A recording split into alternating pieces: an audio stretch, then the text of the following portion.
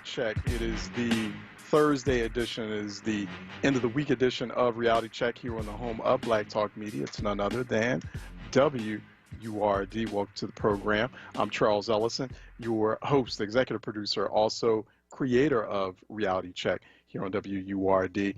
Charles Ellison is on Twitter at Ellison Report on Twitter.com, Twitter.com at Ellison Report, also hashtag Reality Check as well, hashtag Reality Check, and also ongoing analysis. For the past couple of weeks now, we have reactivated and we have rebooted. There's a lot more to come. I'm working on it right now, not just on Twitter, but elsewhere. You start seeing some videos and stuff on Instagram and Facebook as well. But hashtag Word on Politics, hashtag Word on Politics, that is gradually evolving. There's a lot of activity there.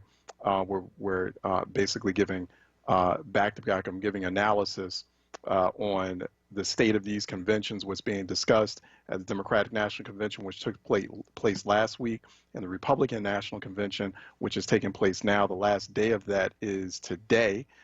So we should be seeing the finale. Right. Actually, yes, much applause for that, because it's been a grueling experience, and I'm not saying that facetiously either. Not joking. Yeah, it's been quite, especially last night. Last night was it was just really hard to get through, and not because of the various views and the rhetoric that was expressed, which was just outrageous, which is predictable and which we definitely expected. It was a snooze fest. I mean, it was just really difficult to stay awake through, particularly the speech at the end of it last night from Vice President Mike Pence at Fort McHenry in Baltimore. And I mean, the flags behind the vice president were falling asleep. It was just so boring. Really just that whole night last night just droned on. Because nothing had changed. Like, they hadn't really recalibrated or pivoted. We're finding out that a lot of this material, with the exception of the vice president's presentation last night, which was live in Baltimore and Fort McHenry, and a few other presentations, a lot of this has been taped. So there's a lot that's been happening on the political landscape, on the social landscape. There's a lot that people are digesting as far as social justice movements, events that are unfolding as we speak in places like Kenosha and Madison, Wisconsin. Also, we have with the future, the fate of the NBA playoffs, essentially, just uncertain, probably not happen. I mean, the bubble's getting popped as far as the NBA playoffs are concerned. So, and the Republican National Convention has just not caught up with that, or just made no plan to catch up with that or discuss that. Oh, and even worse, we've got this massive category 4 storm, category 4/5 hurricane system that's hitting the Gulf Coast, hitting large parts of Louisiana and Texas as well. Epic flooding. In fact, I saw this on CNN last night. The term that the weather forecasters, that the National Weather Service was using, and this is a term that's been used for the first time in the coverage or the the analysis or assessment of these, the meteorological study of these hurricanes. They use the term unsurvivable. I kid you not. That's the term that they were using. Unsurvivable system hitting the Gulf Coast. So that is even more devastating and destructive, happening right on the 15th anniversary, 15 years since hurricane, right on the mark, 15 years since the that very devastating, destructive hurricane called Hurricane Katrina, which just devastated, destroyed parts of New Orleans, pretty much all of New Orleans, and created, it displaced so many untold thousands of people, primarily black people, from New Orleans. Just changed, just dramatically altered the entire cultural landscape there in New Orleans, Louisiana. I mean, there are black people who have still not moved back to New Orleans since Hurricane Katrina, and we're about to see more change. In fact, the type of change that they're describing that is taking place right now because of those high winds, those destructive winds, and really more importantly, the high amount of flooding. They're saying that we're about to see topographical change, like actual topographical, potential geographic change, the type of change where the landscape will be unrecognizable. So it's just all that's happening, and so the Republican National Convention just seems very tone deaf because they're not really, a lot of these things have been recorded. They're recorded by a lot of these events happening. So very interesting times indeed. 215-634-8065, by the way.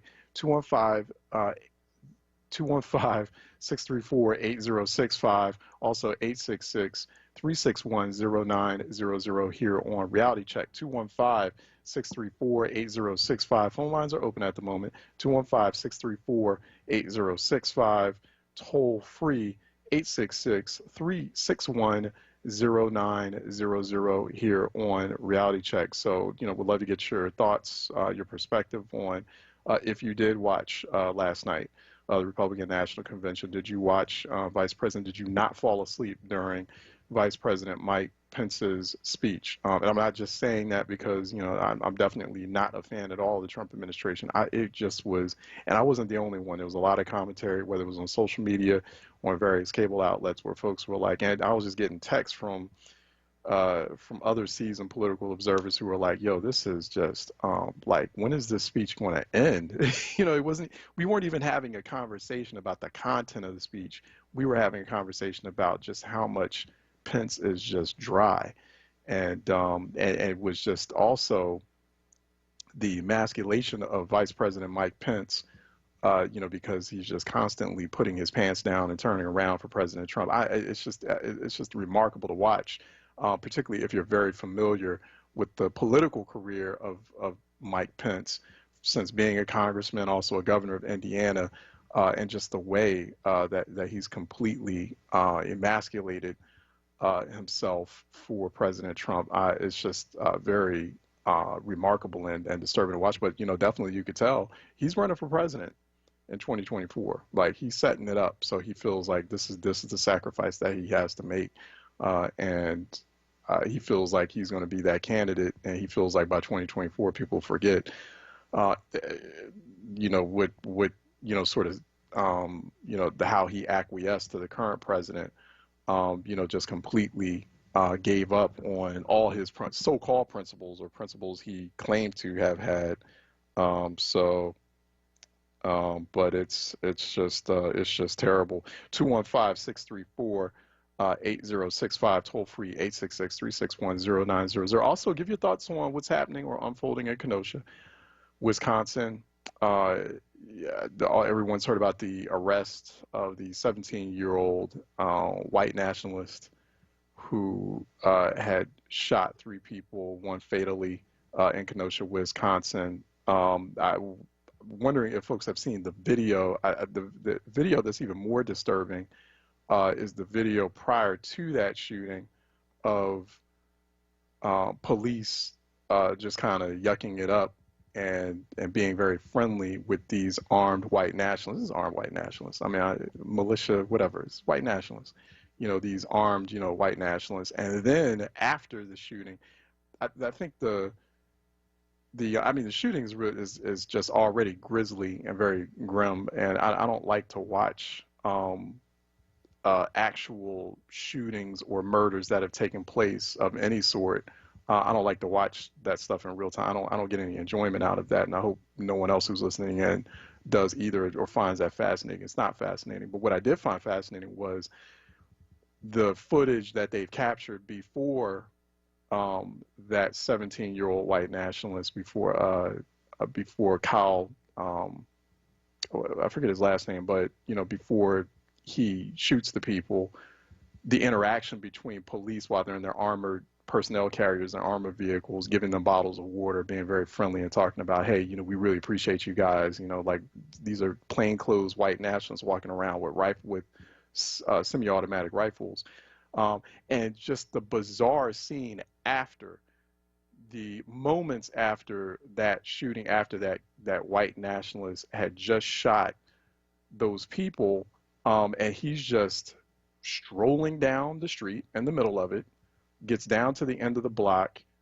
There's sort of a small platoon of police officers.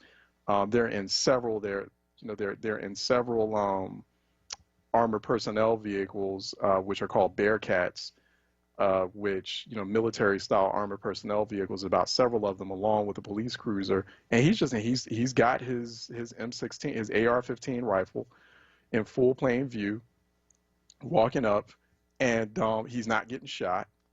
They got People are filming this, and they're yelling to the police, "Yo, he just shot this person. He just shot some people," and they're not doing anything yet. I mean, he's strolling along. It's just bizarre, and quite frankly, it was offensive to watch because he's not being stopped. He's not being tackled. He's not being aimed at. You don't see the police getting out of those armored personnel vehicles and aiming their guns at him. At just sort of like as a reflexive self-defense maneuver, because they're like, well, hey, it's this kid. He's in plain clothes. People are telling us that he just shot someone, so maybe we need to get out, and we need, like nothing like the last scene in Queen and Slim, if you ever saw that movie, where they're all like, it's just two unarmed, totally harmless, a black couple in the middle of an airfield runway, but then you got like 100 Florida cops, and they're all getting out, and they're in like military gear, and they're just pointing their rifles and stuff. Nothing like that. Like, it's just, they're just like, oh, okay, their police lights are still on. They're yelling at the other people, at the protesters, about they need to get off the streets. This dude just, and this was the even more remarkable part. You've got to see this video if you haven't seen it yet. The Bearcats, these big, massive, armored personnel carriers, they just drive by this dude. They just pass right on by him. Like, just I think it was like 3 or 4 of them. I don't have the video in front of me. It was just bizarre, and it just was just and really frightening to watch, because they're like, you're not going to stop this dude? And then he's walking up to the police cruiser. No one's come out of the police cruiser yet. No one's really telling him to do anything. He's still, remember, don't forget about the AR-15. Now, he's still got that sling around him, right? That's in full plain view. Walks up to the car, and then finally the cop in the car says something like, you need to step back. He's like a little stern. You need to step back, step away from the car. And he goes like this. The white kid goes like, oh, he's got the gun. But they still haven't jumped out of the car yet. So it's like, no, you don't want anyone to get shot. Even the white nationalist kids, you're like, okay, you don't want anyone to get shot. You don't want anyone to get killed, right? Especially by police. But you're like, okay, this is what y'all do with Breonna Taylor, with George Floyd, with Jacob Blake, like, and these are unarmed people. People didn't have anything on them, nothing showing. There's reports of, police are saying, well, there was a knife that apparently was in the vehicle. We're getting some mixed reports about that, but it's not like Jacob Blake had, based on the video footage we see, he didn't have an AR-15 on him, and he turned around and he got shot in the back. Got shot up 7 different times, 7, maybe 8 different times, right? And same thing with George Floyd. A $20 bill, the counterfeit $20 bill. Breonna Taylor's just in her house, just in her own apartment. And it's just the double standard. It's just like the very stark difference in treatment between someone who's armed and these people, this ongoing list of people who were unarmed. It's just offensive. And like, police everywhere, y'all really need a gut check. I mean, to tell us you don't, I mean, just even let's set aside all the political discussion and arguments, Democrat versus Republican, left versus right, black versus white on this. There's a lot of police out there. Y'all really need to check your gut. You need to check your heads. we talking about like black folks need like mental health and need therapy, which we do for the trauma we go through. Cops need like all around. It's just because I keep saying this, and I'm like on one level I understand it because I understand where it's coming from, and it's very ugly, and and horror filled where all that is coming from. But on the other end of it, I still don't understand because I'm like, you guys are like you're seeing these events constantly. It's like two, three times a week. These types of events, whether they're on social media or they're on cable or whatever, you guys are seeing what your colleagues are doing, and it's still not getting through. And then you're still doing this to unarmed people. But then there's this like dangerous hate-filled, murderous white kid with a specialized AR-15, very destructive semi-automatic power rifle that can kill dozens of people in one spray, and you're not doing a thing. In fact, before he does the shooting, you're giving him bottled water. Like y'all need, and that's not just Wisconsin. That's the kind of stuff that it's the kind of stuff y'all got to check yourselves, like in Philly, because Philly, remember, because them rampaging white dudes in Philly, going around with baseball bats and being armed and being what you want to call vigilantes, and cops out there, you thinking it's cute, you thinking it's backing you up, and it's like, and then it's just the double standard, and how and it just all, and you want to say, oh, we're not racist, oh, we don't have implicit bias, oh, Blue Lives Matter. It's like, no, like a lot of you do. And, so when you see that kind of footage, this is long footage. This is the kind of long, jarring, and very revealing footage that made people wake up, or made some people wake up when they saw the cop on George Floyd's neck. It's not a violent footage when you watch it, but it's very revealing. And it's just like, it makes a lot of people, I'm sure it makes a lot of white people out there, they're like, huh? It's very jarring to watch. I saw it last night after the RNC, and people need to say something about that. And cops need to check themselves. Police union chiefs and I'm sorry, I'm not being, when I say it's not I'm being anti-cop. I'm not being like, do you phone the police or anything like. No, it's like, this is serious. Like, it's just a human thing. Like, y'all need to check yourselves and ask yourselves, why are you policemen? Why did you pick this profession? Like, really, what did you pick this profession for? And it's not just for white cops, black cops, everyone. Figure that out. Figure that out. Watch that video. And you tell me, I would love for a cop or retired cop to watch that video and call me and try to give me a breakdown or an assessment of exactly what was going through their minds, not to at least taser or disarm or tackle that kid with that rifle the same way that they're doing all these other brothers and sisters, all these other unarmed human beings. Like I said, let's take the race equation out of it. Since y'all was like, Blue Lives Matter, we don't care about black, all lives matter. Okay, well, let's take that out of it. Let's just pure and simple public safety matter here. There's a murderous kid walking around with an AR-15. Can y'all help us out and knock him out? Or, incapacitate him, please? Do y'all's job? Because once again, our taxpayer money, our hard-earned money, goes to pay your salaries. I want to get a return on my investment. I don't want some murderous kid walking around with an AR-15 rifle. So can y'all do something about that when things like that happen, please? Gut check. Sorry, I gotta go to a break. Made me angry watching that. I couldn't sleep last night. I literally could not sleep last night watching that video. That video kept me up. I'm tired. I'm on coffee because I had to watch that video on CNN last night. And I was like talking to my wife, like, do you believe this? Like, I can't say the word. I'm like, I could not sleep. I may have gotten 2 hours of sleep on this. I'm so angry, and I'm like taking up time. I got to take a break. Let me take a break. When we come back on the other side, we'll talk with Harvey Rice, who's executive director of PICA, looking at the financial state of Philadelphia, of the city. Coming up next here on Reality Check 96.1 FM 900 AM, WordRadio.com, Word TV, Word app. Stay tuned. We'll be right back. Fridays, it's right here on Word Radio. At 6 a.m., start your day with Daybreak, hosted by Helana. At 7, it's time to wake up with Word, with host Solomon Jones. Then at 10, it's a special edition of The Source with Tiffany Bacon. Followed by Groundings at 1 p.m., hosted by Brothers Shamari. At 4 p.m., it's Laborers Live, hosted by Lessit. Then at 5, it's Solutions on Word. At 7 p.m., it's the Envy McKee Show. Then at 10, it's Freedom Sounds of Jazz, followed up by Messages in the Music, hosted by Joey Temple. Fridays are something special on Word Radio, 96.1 FM and 900 AM WURD. Streaming live at wordradio.com and on the Word Radio app. wordradio.com.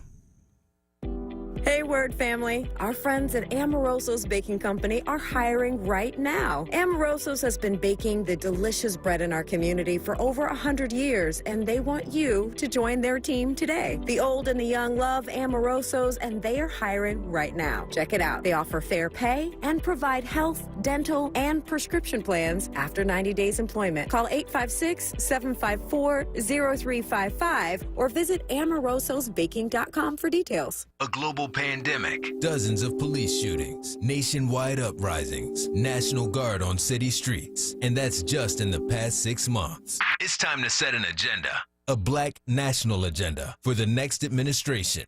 Tune in to Word Radio and Word TV this Friday, August 28th from 7 p.m. till 10 p.m. for a special live broadcast of the 2020 Black National Convention, presented in partnership with New Voices for Reproductive Justice, featuring a series of conversations, performances, activations geared toward engaging, informing, and mobilizing Black communities, and the ratification of a Black national agenda ahead of the November elections, guided by the Vision for Black Lives, anchored by Reality Check host Charles Ellison. Don't miss it. Be sure to tune in this Friday from 7 p.m. till 10 p.m. for the 2020 Black National Convention, exclusively on Word Radio, 96.1 FM and 900 AM WURD.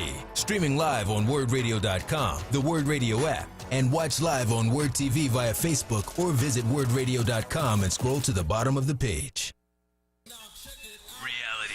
With Charles Ellison right now on Word Radio and wordradio.com. All right, welcome back to Reality Check 96.1 FM 900 AM.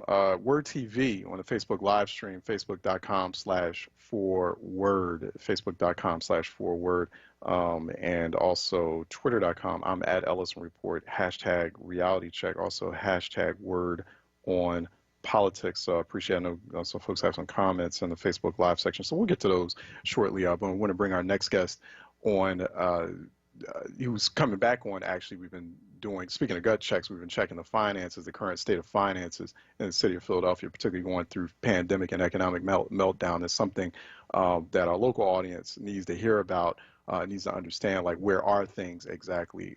What is the financial or fiscal state of the city? So we're bringing back Harvey Rice, who's the executive director of the Pennsylvania Intergovernmental Cooperation Authority. So PICAPA.org for more information there. It's an essential site to go to.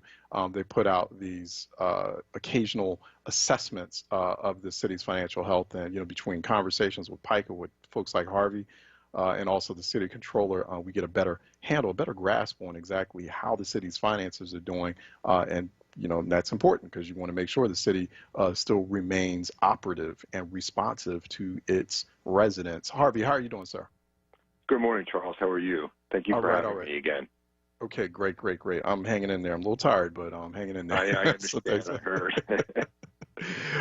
So you put out a tax revenue, because you're putting out these monthly tax revenue assessments. We see this for July. Where things stand now, particularly since our last conversation? Has there been much change? Are things a little bit better? Are they a little bit worse? Where's the trend going? First of all, to put this all in perspective, it's early yet. It's only 1 month, so we really can't gauge how we're going to go through the year. As each month, as we see the revenues for each month, we get a better sense of whether the city is going to meet their projections that they've submitted in their 5-year plan and their budget. But it's early now. But in saying that and looking at it, if you take out the the business income receipt tax collections out of the overall revenue collections, because the BERT deadline was extended for 2020 till July 15th. So that most of those collections came in July. So that's skewing the actual total revenues that we're getting for July of 2021. So you take that out, and it looks like the city is probably about $28 million in July of this year, less than the July of last year in revenue collections. So, but it looks like they're in line with their revised projections that they submitted in the FY20, the fiscal year 21 to 25 5-year plan. So now, go ahead. And look, and if you look at the tax revenues, by category, you see that some concerns is wage and earnings are down, real sales, city sales is down. The parking was significantly down, even though it's a smaller revenue stream, and amusement. So the one shining light was the real estate transfer tax was higher than projected, and that by about over $5 million. So that's a little bit of that. Houses are still selling. So yeah. So but overall, you've got, like, when you compare the fiscal years, I mean, it seems promising. I guess, based on your report. I mean, like, when you compare, we're in fiscal year 2021 right now, and then you compare it to fiscal year 2020. So I think you were saying in the report, the city collected about, was it like $254 million in July of FY 2020. So that was last year. Am I correct? And so this year, FY 2021, 479 million. But it's not bad. What you need to do is you have to take out of that the BERT revenue, which was about $225 million. So, so that it brings you down where it's not 225. It brings you down to 225 million that we collected. If you take out the BERT, which is 20, it would have. And it's hard to do apples to apples because you don't know exactly what you would have gotten for the regular BERT collection for July. But we used last year's collection and extracted that out. So you get, as a total, about 225 million as compared to in July of 253 million. So we are down. But can I say, Harvey? Sure. Oh, real quick, and I mean to cut you off because I'm real curious. I want to get your thoughts on this, your reaction to it. Can I say, like, when I look at the report and I see, for example, wages, earnings, net profit taxes decreased by 25 million, or 15.6% compared to last year. Sales tax decreased by 13%. Beverage tax decreased by 16%. So we don't want to see decreases anywhere, but interestingly enough, the realty transfer tax increased by nearly 17%. I found that interesting. I want to get your thoughts on that real quick. But here's my reaction to this when I see it. I was just expecting a whole lot more. Is that like off for me to think that way? Like, wow, I was actually expecting, like, during the pandemic and economic meltdown, because this is feeling like a depression now, I'm like expecting, decreases of 30% or more. But, this thing still seemed kind of stabilized, because they're still below 20% instead of the decreases. Should I feel ashamed to feel that way? But that's how I'm kind of like, maybe the city's fiscal situation isn't as bad as it's being made to seem. I don't know. I want to get your reaction to that. Well, it's hard to make that conclusion on 1 month, as I said at the beginning. Right.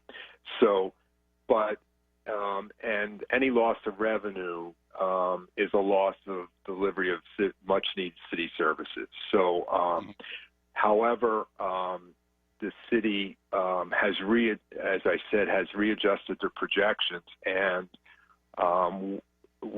this comparison is to last year, but if you look at the projections, we're pretty much for 1 month in line with the projections, which is what we spend on the budget for this year. So if that remains consistent, then the city's not going to have to cut city services going this year. The budget will stay. It's alarming that we're not meeting their projections, then they're going to have to readjust their budget to keep that budget balanced through the year. Yeah. That was my next question too. Like, okay, when do we reach that point, that tipping point, when the city feels like, you know what, we have to start cutting services, we have to start cutting jobs or laying people off? We don't see that yet. No, we don't see that. And one of the this year, the city is giving us, in addition to the revenues, they're giving us monthly expenditures so that we can track the money that is being spent going out, so that with revenue, that the revenues coming in are meeting the expenses, that they're not overspending what the revenues are getting in. And we're going through a review and an analysis process now on the first month, and we'll be getting August's within a week or so, and then we'll have a better sense that they're staying in line and spending with the revenues that they're receiving. Yeah.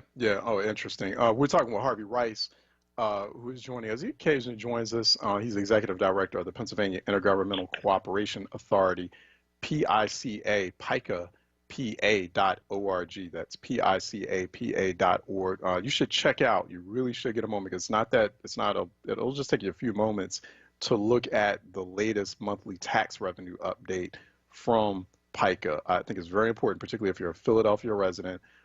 You have some concerns about the city's fiscal health, about the state of city finances. You also have ongoing concerns about how folks, policymakers and City Hall manage those finances. And so this is one of those places that you need to go to, PICAPA.org. That's why we have Harvey here occasionally on Reality Check. This is really important information. Harvey, that real estate transfer tax, so that basically signals or indicates that there was an increase in home buying in Philadelphia. Right. Yeah. Right. And I think people are kind of shocked by that. In a way, I'm not, because that means that housing prices, I mean, there's some deals out there when you have a pandemic. People are trying to unload. Exactly. And the mortgage rates are still, are significantly very low. And I just saw something today that the Feds are keeping that low for a while in the future. So that helps generate, house selling and house buying. So, and I think that's one of the reasons why we've seen an increase in the realty transfer tax. Mm-hmm. Mm-hmm. What are we saying, or what are we saying, Harvey, as far as, okay, this tax revenue assessment, and then we're looking at, we're seeing certain deficiencies in basic city services unfolding around us, like trash collection, for example. People have a lot of concerns about that. That's like a basic thing. Got to pick up that trash. Right. And that's one of those measurements, those basic performance metrics of a city. So what do those deficiencies say about tax revenues? I mean, is it the city, because there haven't been any mass layoffs or anything of that sort happening, it's just the city doing a lot of, robbing Peter to pay Paul things that are happening here? No, I think what's happening is that, especially with the trash, it has nothing to do with the city's finances. I think, and this is a problem. It's just not to Philadelphia. We've looked at it. We've seen other cities who are having a trash problem. I think your listeners and the citizens got to remember is, I believe that the sanitation workers are also on the front lines of this pandemic. People are working at home. They're generating more trash. There's more to pick up. They're out there every day, picking up trash from houses that could have been contaminated and all that, working more hours, more heavy lifting. So there's more probably sick leave, which is causing a delay. And I think now the city's trying to put some measures in where they're hiring part-time or hiring outside to help pick up this backlog. And we would recommend that they do that and maybe look at other ways to, because it is a serious problem, maybe change the recycling dates, or I know some other areas have put recycling on hold during the COVID-19. Maybe take a look at that just to get us through this crisis right now of getting the trash back on time collection. Yeah. No, it's a real serious problem, and we got to actually let you go. Too hard. This is good. Always great to have you on. So looking forward to the next update. Thank you so much, because I think it really helps us talk to the people of Philadelphia. No, that's why we're going to keep bringing you back on, because I think people need to hear this information. So this is very useful. So we're going to keep it going. I know Troy's got that already kind of working it out to lock it on the calendar. Yeah, it's very important to me, and I know it's very important to a lot of residents out there. So keep up that work, and we'll talk to you probably next month. Thanks again, Harvey. I appreciate it. Thank you, Charles.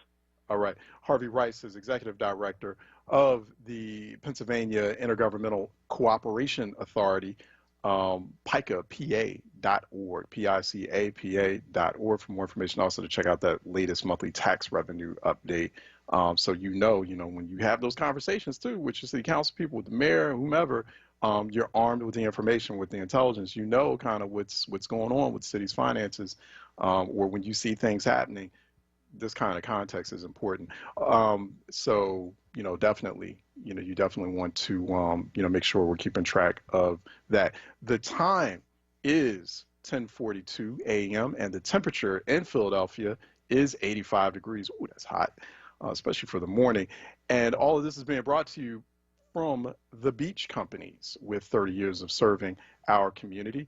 Check out our website at beachcompanies.com for the free Black Business Directory and the Community Resources Directory as well. The Beach Companies, 30 years in the making, 30 years and still going strong. So thanks for that quick update on the weather. Let's take a break, come back. Phone lines are open, 215-634-8065. Toll free, it is 866-361-0900, 215-634-8065. Toll free, 866-361-0900 here on Reality Check. Let me take a break and we'll be right back. Do you need health insurance for your children? The Children's Health Insurance Program, also known as CHIP, provides quality, affordable health insurance for Pennsylvania kids. CHIP ensures that kids can go to the doctor, receive health screenings and vaccines, and get what they need to live a healthy childhood. Families can be covered by CHIP no matter how much money they make. If you've experienced a recent change in employment or income, CHIP may be a good option for your family. Visit chipcoverspakids.com to apply or learn more. Paid for with Pennsylvania taxpayer dollars. Be heard. Want another way to join the conversation? Follow us on social media using the hashtag onWURD. Be heard. Stay connected to Word Radio. Independent Black media. COVID-19, rising infections, red alert levels, and worries about reopening. What can you do? The Germ Killer's two-step products and services disinfect and protect for up to 90 days to give you peace of mind. The Germ Killer's system kills viruses and bacteria on high-touch surfaces in schools, houses of worship, businesses, and public transportation. Decontaminate immediately and keep students, school staff, congregations, or customers safe for months. Go to thegermkillers.com and get the coverage and safety you deserve. Part-time job, full-time hustle, all-time Shiro to all of us. You nurture, we listen. You teach, we thrive. You lift our spirits, but we've got to lay down the truth. It's time for you, our Shiro, to stretch for the stars. Start saving more for retirement now, so you can feel prepared and live your life to the fullest. Get free tips to help boost your retirement savings now at aceyourretirement.org/Shiro. A message brought to you by AARP and the Ad Council. Reality Check with Charles Ellison right now on Word Radio and wordradio.com. All right. Welcome back to Reality Check. Phone lines are open, 215-634-8065. Toll free, it is 866-361-0900 here on the home of Black Talk Media. Also go to facebook.com/4word for our Facebook live stream, our Word TV Facebook live stream. Good morning to you, Shirley J. Carter. Appreciate you. Shalata Sankofa, always blessings back at you, sister, and really appreciate you watching in. Herman Downing, I think we worked that out. Maybe it was your card. I didn't see anything. We didn't see anything on our end, but you were saying something about very bad reception. But so you soldiered on. I think everything's okay. I appreciate you always. Herman Downing listening in. Appreciate your thoughts as well every day. Tracy Hambo Fakolujo. Fakolojo, I hope I pronounced that correctly. Good day to you as well, and I'm sure the Word family appreciates that. Rashad Bey, yes, Troy Cheer for the end of the RNC. I did good. I only watched Mel. I'm trying to think who's Mel. It'll come to me in a minute. Junior Lee, didn't that white terrorist thug make it home with his gun? I don't know. Yeah, he did. Yeah, he did before he finally got arrested. Michelle Strongfield's listening, and she didn't like my language that I was using and my emasculation of Pence. She found the analogy offensive and inappropriate. I apologize. I'm tired and I'm angry. Michelle, I hope you're getting angry though about the fact that Vice President Mike Pence didn't bring up anything about this white nationalist shooting folks in cold blood in Kenosha, Wisconsin, didn't bring up anything about the double standard in arresting procedures. The stark difference between how they brutally arrested or killed people like Breonna Taylor, George Floyd, Jacob Blake. So, I understand, if that language seemed to be a little bit too highly charged for you. I apologize for that, but I hope you're getting just as riled up and offended. You really ought to be getting offended by when you watch this video, when you see this video. Like that'll make you, that's offensive. Because the level of offensiveness in that is dangerous. So, but I appreciate you raising that. I apologize if that seemed a little bit off. I'm tired, I'm angry after seeing that video. Akila Jamal, good morning to you. Yes, Junior Lee, Wisconsin is an open carry state, and Pennsylvania is too. So, and that's why I worry about, a Philly fan, because, and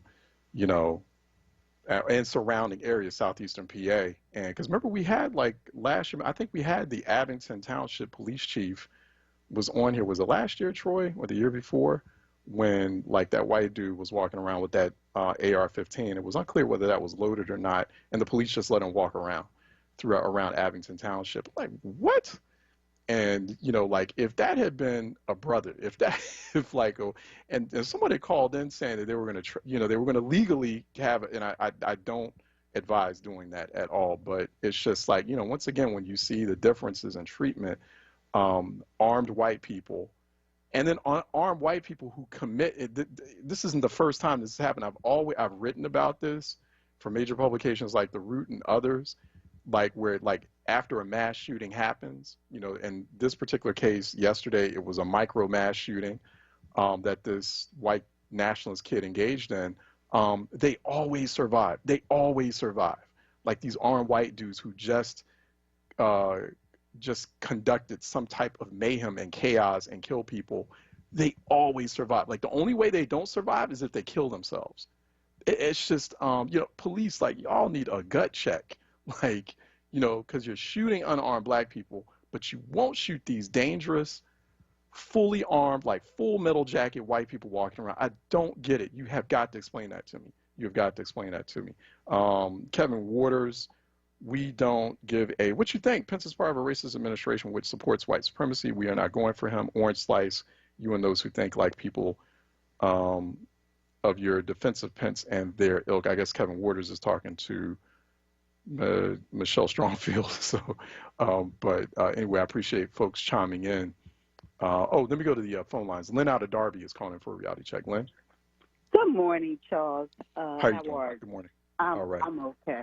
But I'm just getting so sick of, these killings by the police and incidences like them. And I said to myself, if I hear of one more and they don't do anything about it, I individually, I'm going to stop putting my money at big white businesses or whatever.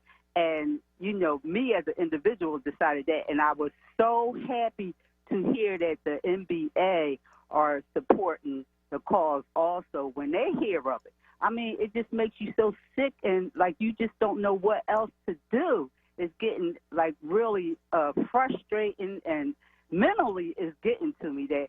And they look at the tapes and then they make up some kind of excuse for, the killing and the shooting 7 times in the back is no excuse, and they still won't prosecute. And I just want to send up the praises for LeBron and Portia on the Housewives of Atlanta.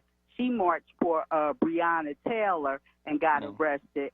And we as individuals, we have to start doing something. And I also wanted to mention we have that money going towards voting. And I just want people to start keeping checks and balances. If you don't think it means anything that we're getting this money, it does. Register to vote. Make sure young people are registering to vote. And call up to be a poll worker or volunteer. That's right. But try to get the young people out. Talk to them. Ask them what they need. Tell them what jobs are available out here. I think we as a people, we just have to start communicating with each other because this election is so important, and we have to do more. I mean, it's like when they did the boycott. If you think you're going to sit home and just complain and do nothing, then you're going to get nothing. You're going to get another 4 years of that evil man. So you got to get out here and do what you can. Yeah. Thank you, Charles, for letting me state my feelings. I appreciate it. I appreciate those feelings. We on the same page about that. Thank you, Ms. Lynn. Thanks for checking in. So that's a good pick-me-up for this morning. Let me go to Tyrone, Brother Tyrone in North Philly. Peace and blessings, good brother. How are you sir. today? How you doing? All right. Hey, look, man, always much love and respect for my WURD family and all the progressives across this globe. But, Brother Charles, before I get to my point, man, I definitely, again, want to give you another shout-out. I'm telling you, brother, you are just such an amazing brother. And you said something on the Al Sharpton show yesterday that I really, really wanted to comment on, but having one of those, senior moments, man, that it done got away from it. But again, you did an exceptional job, good brother. Wow, thank you. Thank you. And I just thank you, man. I just thank you because when you share with such clarity, and that people, you're not talking over nobody's head. People can see and feel what you say because you say it with such compassion. But, brother, don't say you're getting angry because, see, angry is one of those emotions that can get over, can take over, and you definitely don't want, well, that's you can true. lose it. Yeah, you can. Yeah, you can. Want to lose it. But, brother, I appreciate that, brother. That shooting, man. You know what? It looked like when he was walking to the police with his hands up, like he was giving up because he knew that they was going to arrest him or something. And when he seen they wasn't paying him no mind, he started waving at him. Like, hey, I did what I had to do. And, Charles, that's what's going on in this country. And for the life of me, I can't see how any righteous individual can see that there's something wrong, that they can gun a 12-year-old child down. Yeah. They can kill someone that's saying, I can't breathe, asking to live, and it's falling on deaf ear. It's amazing that they cannot see it. And yesterday was a great example of them not seeing that one group can shoot down another group and they pay them no mind. So, but I'm going to close with this. Brothers and sisters, I know we're saying vote, vote, vote. we got to make sure that we get into some real strategic planning on how we're going to deal with all these things that are coming at us, particularly, the shootings in our community. And, to that point, real quick, Tyrone, I'll make this statement, and some people, it may be an unpopular opinion. I see a lot of people, they bring out the phones, they find an angle, is even in very dangerous situations, to tape folks getting harassed or bullied or brutalized or shot by police. Where are those videos and where are those smartphones at when, like, we got people in our community shooting and killing our people? Because I think we need to see those too. We need to see more of those incidents. And I know people are in a position, because you're in an angle when cops is shooting at you. Where y'all at, and where's the angle, and where's the smartphone videos going up on social media and identifying people? Because we need to tackle this. Yes, I understand it. We need to talk about how the cops are, or how certain police are invading our communities or are brutalizing us or killing us. But we need to talk about these fools, these knuckleheads inside our communities, in our neighborhoods, and we need to put them on tape. We need to be filming them and expose them as well. Like, I don't understand that. Yeah, we're going to have to do both and on this, y'all, because it's like, and then, you kind of like, and I see this every now and then, I get these tongue-in-cheek, these snarky remarks from like white trolls on places like Twitter, and then, they'll put the reminders out there. They're like, well, you talk about cops shooting you, but what about what folks in your own neighborhood are doing? And, and obviously it's coming from a bad place, because they don't really care about us. They acting like they care about the kind of state or condition our neighborhoods are in, but they really don't care. They're just trying to like throw some racist jokes at us. But at the end of the day, we do need to ask ourselves questions about that, and we do need to talk about how we're reacting and responding and mobilizing around that issue too. Finish up real quick, Tyrone, 20 seconds. Yeah, I'm ending with this real quick. So, Charles, day before yesterday, on my sister block that I visit quite often, these young boys pull up on the corner of Waters and Westmoreland. Now, this block got 3300 block of Waterloo, I'm sorry. Has plenty of children. When you ride down their block, you see children after children from one house to the other. These boys got out the car at the beginning of the block and just start shooting down the block. And I'm just saying, man, this is the stuff that our children are living through, our young folks are going through, and there's just seems like we're not doing anything about it. But people left, brother, maybe God is going to step in quicker than he had planned to. So I appreciate you, man, and thank you for allowing me to share. Thank you. Yeah, just be safe out there, everyone. Yeah, take y'all need to take smartphone clips of that stuff too. Like if you're in a safe angle, because you're in a safe angle when cops are shooting at us or shooting at you, and you got videos of that. We need, like in places like Philly, take videos of these knuckleheads. Like put them out there, like blow their spot up. Seriously, I mean that kind of stuff. I mean that's just one, one technique. But I basically the bottom line or the point of that statement is we've got to tackle that too. We've got to put equal effort and muscle into that issue too, because that is a problem. People are calling about it constantly, and I'm on here daily putting out the violence data and statistics and homicide data that's afflicting a city like Philadelphia. What are we doing about that? Yeah, we need our policymakers, our mayor and city council. They need to do things about it, and everyone from the mayor, the police department, city council, community organization, everyone needs to step up. But folks in the neighborhood, folks, resident, all of us, this is an all hands on deck thing. Everyone has to step up and collaborate, really. The same way you put energy and muscle into those moments when there are bad actor police who are killing us. All right, well, there are other bad actors inside the community, non-police bad actors who are also killing us as well. We're gonna have to do a both and on that.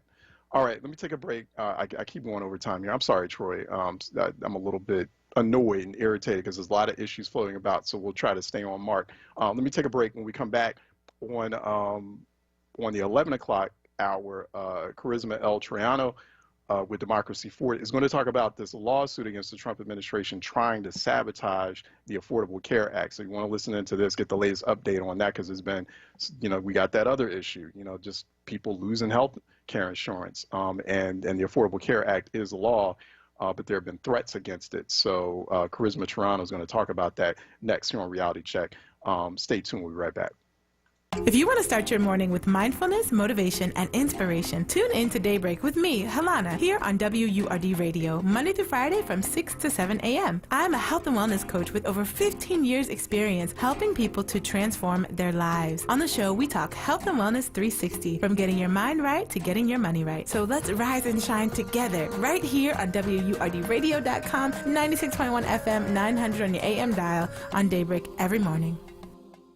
Philadelphia families, PHL Pre-K, the city's free pre-K program, is now enrolling. Over 130 pre-K centers are getting ready to serve children this year with appropriate health and safety precautions. There are no income limits for this free pre-K program. Children who are 3 or 4 years old as of September 1 can enroll. Call 844-PHL-PRE-K or visit phlprek.org to learn more and find a quality pre-K center. That's 844-PHL-PRE-K. This program is made possible by the Philadelphia Beverage Tax.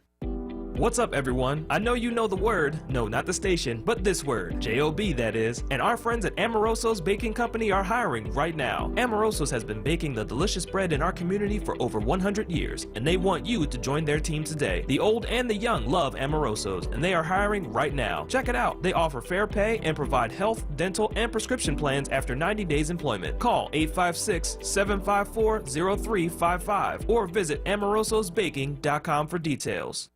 Word Radio would like to thank everyone who helped us celebrate our founder, Walter P. Lomax Jr., MD. Special thank you to all of our panelists, listeners, and contributors. Thanks also to our sponsors, Pico, Comcast NBC Universal, Brown's Family ShopRite, Dietz & Watson, Amoroso's, Hers, and Canada Dry. Special thanks to the Night Lenfest News Transformation Fund, the Borealis Foundation, and Solutions Journalism Network for their support of Word's Livelihood Initiative. From the entire Word family, thank you for making Founders Day 2020 a success.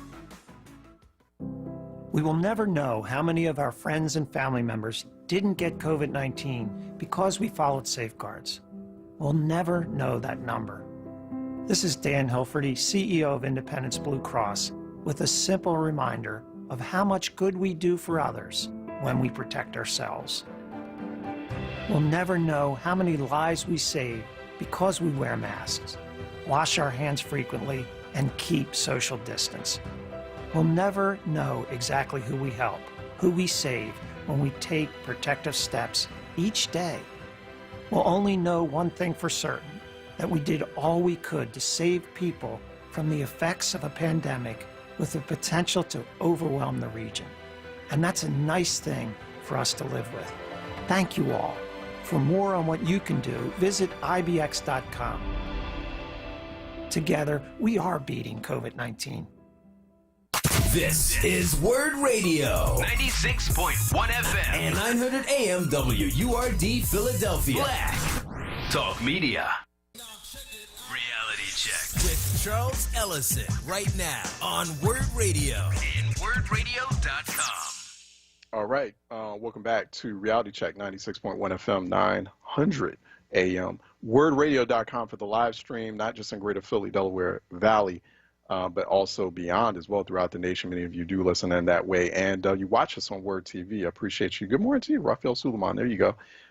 He's on watching us on our Facebook live stream on Word TV and also Word app as well on your smartphone or tablet device. Good morning to everyone tuning in by radio, by web, and by TV. So appreciate that. Joining us now is Charisma Troiano, who's Communications Director with Democracy Forward. Go to democracyforward.us. It's been a while since we talked to Charisma. It's good to have her back on here on Reality Check. Charisma, how are you doing? I'm doing well. Thank you so much. I'd love to be back. And it has been a minute, and I'm hoping that everyone in your family is doing well with all that's going on.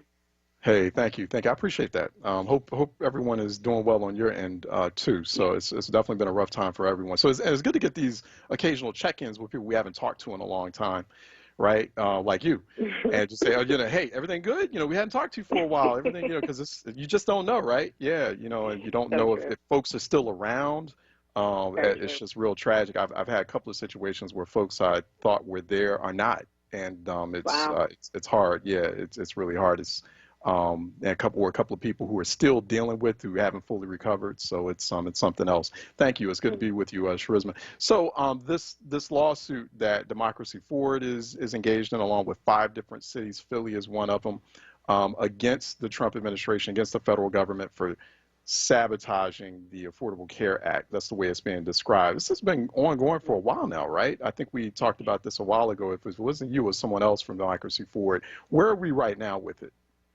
Yeah, so the case has been going on for a while, but it is progressing. So as you had noted, we filed back in 2018, and Philly had joined in January of 2019. As the case was moving through, the Trump administration tried to throw us out of court, tried to dismiss the case, but it didn't work. A judge in Maryland had ruled in April of this year that we and the cities had alleged sufficiently that the harms that we are discussing here, which are, of course, the increased premium rates, the increased rate of uninsurance, and of course the amount that states and cities have to then dip into their budget to subsidize and to help deal with the uncompensated care, that those harms we allege sufficiently are connected to actions that the administration has taken to sabotage the ACA. So the next step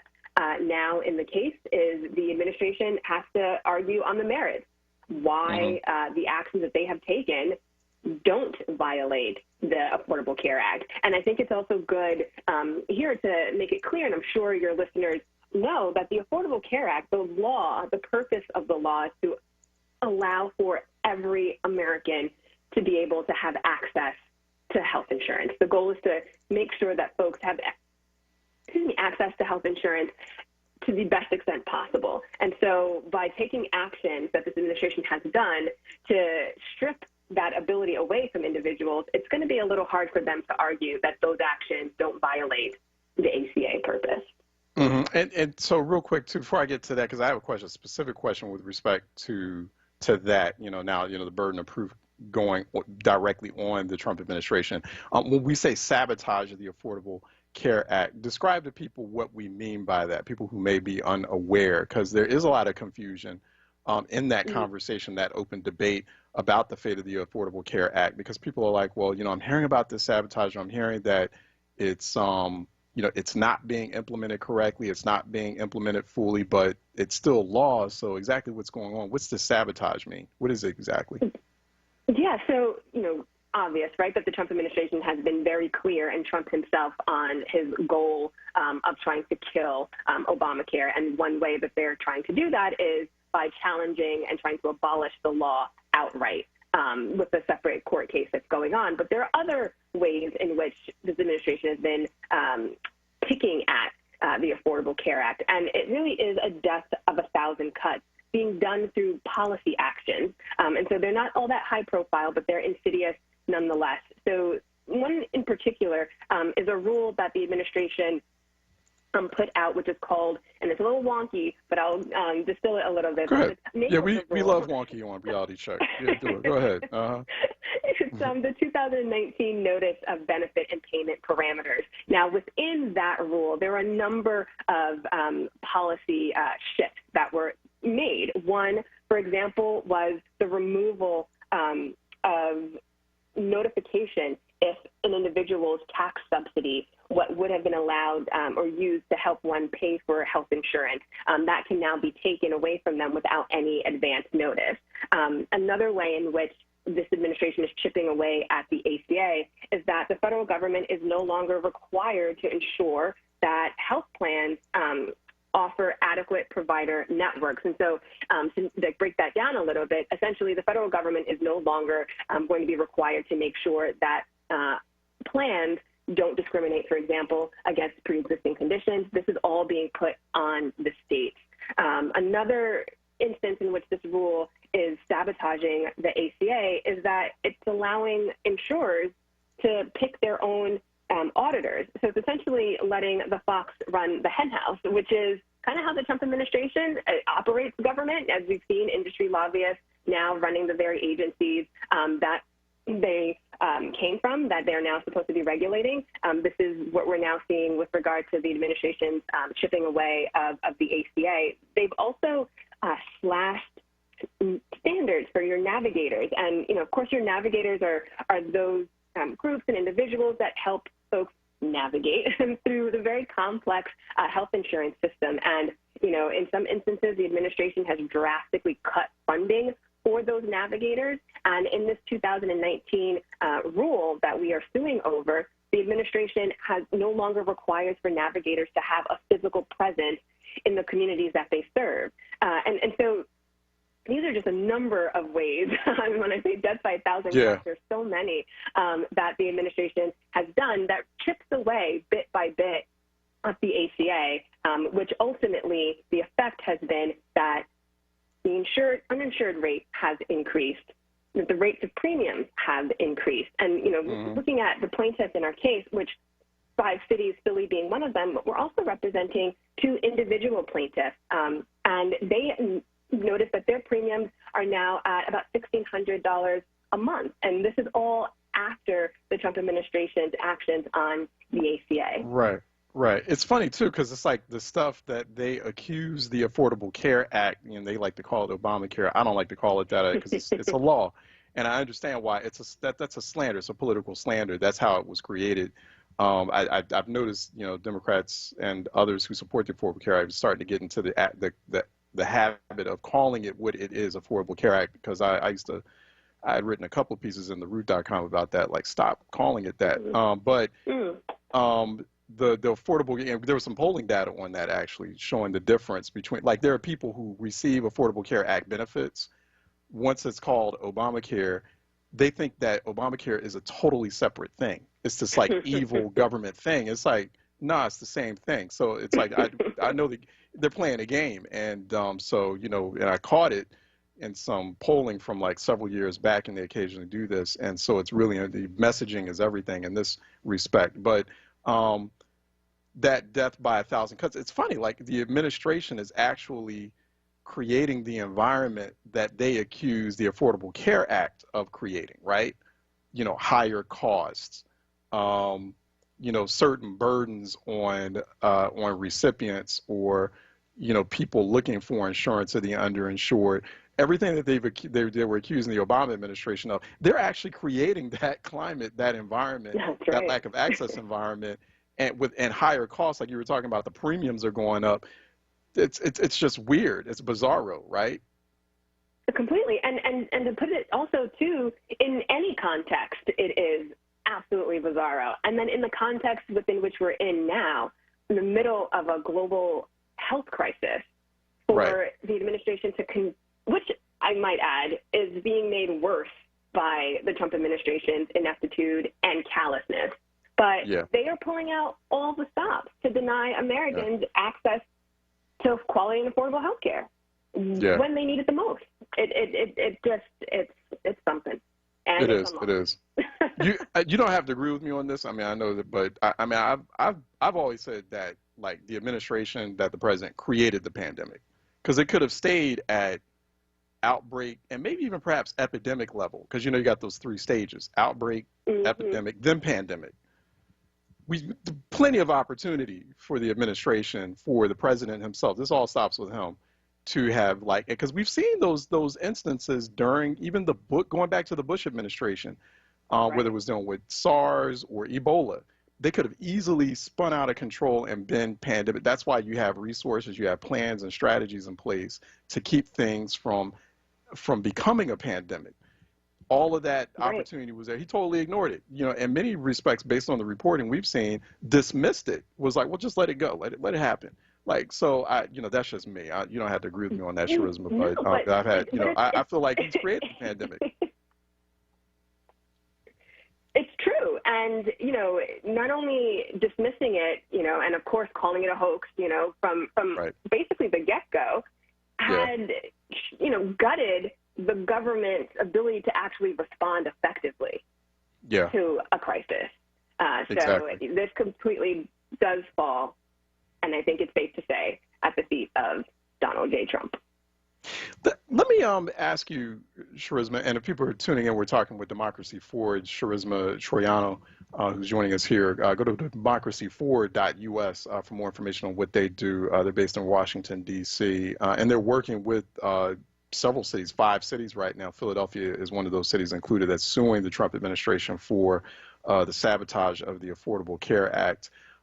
Can we even trust the federal courts to rule correctly on this ultimately? I mean, given like the growing conservative composition of the federal courts, you can predict the trajectory of a lot of cases nowadays just by simply looking at, well, who appointed that judge or that federal judge? And I worry about that. Is that something that you all are worrying about?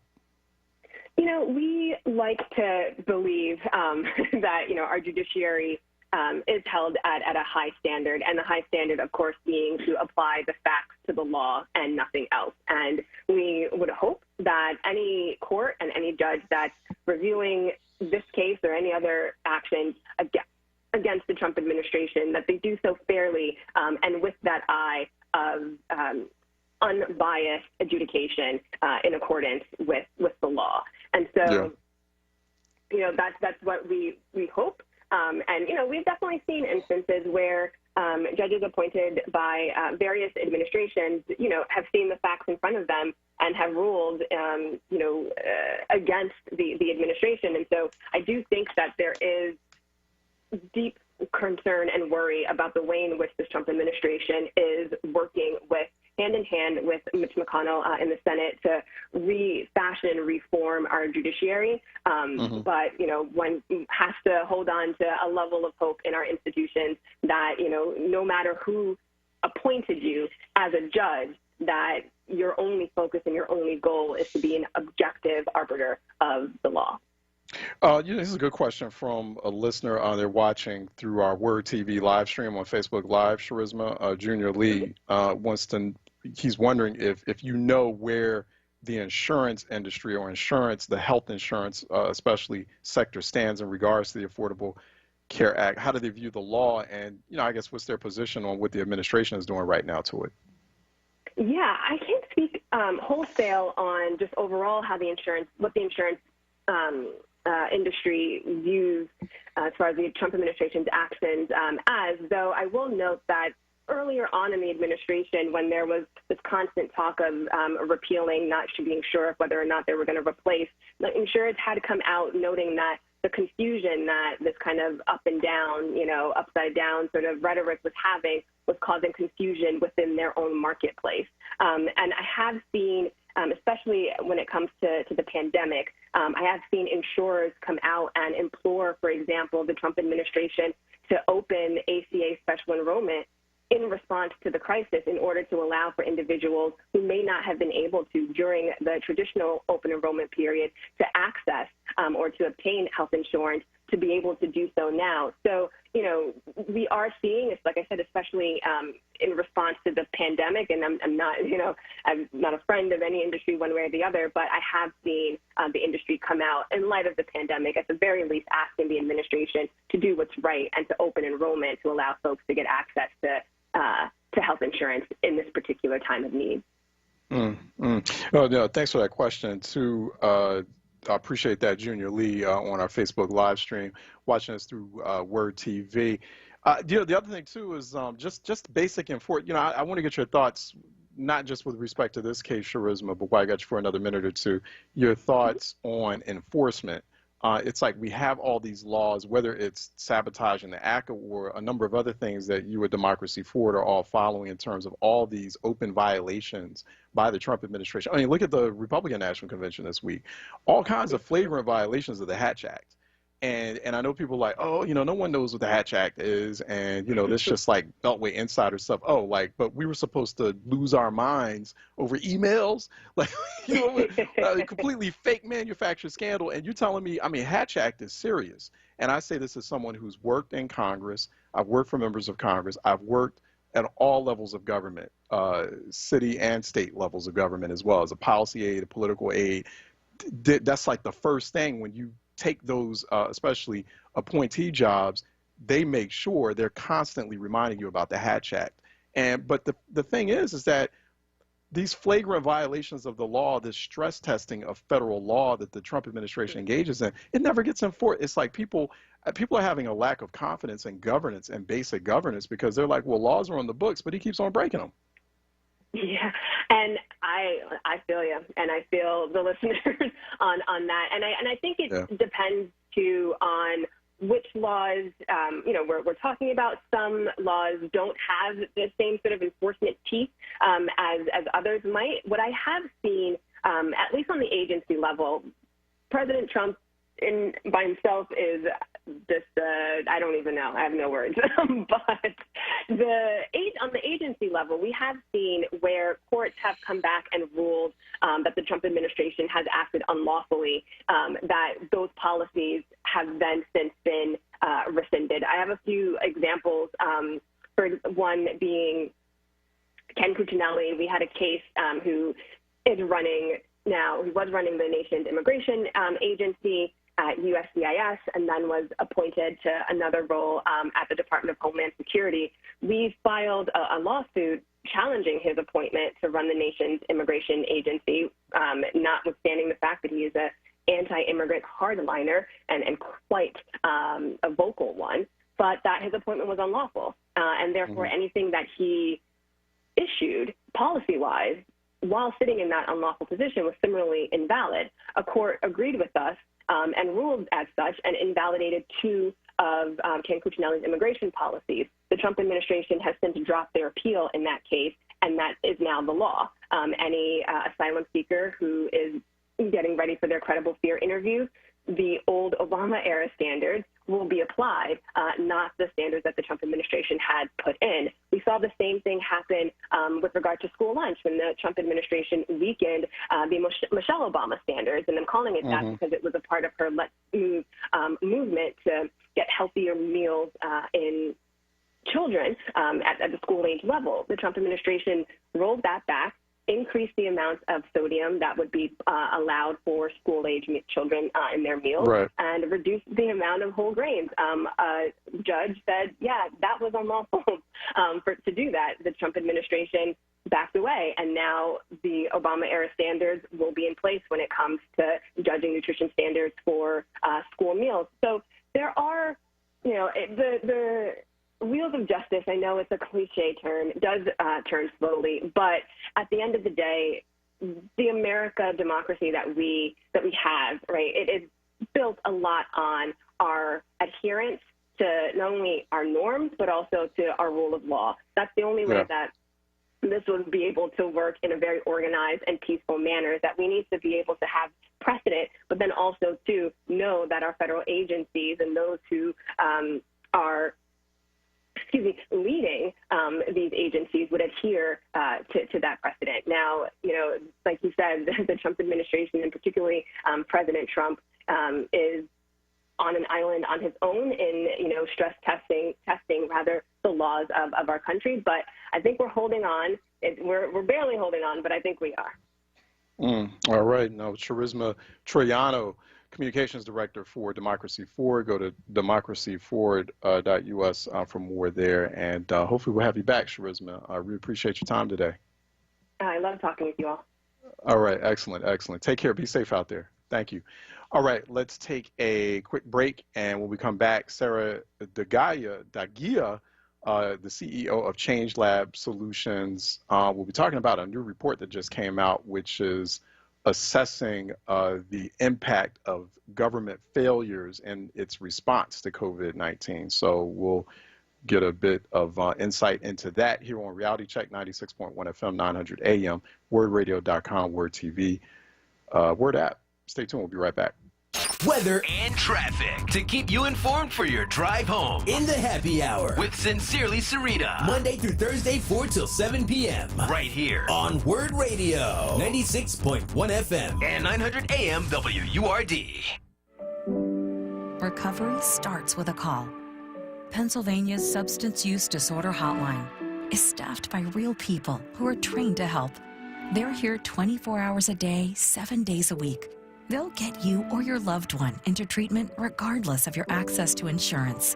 If you or someone you know is suffering from addiction, call 1-800-662-HELP. Recovery starts with a call.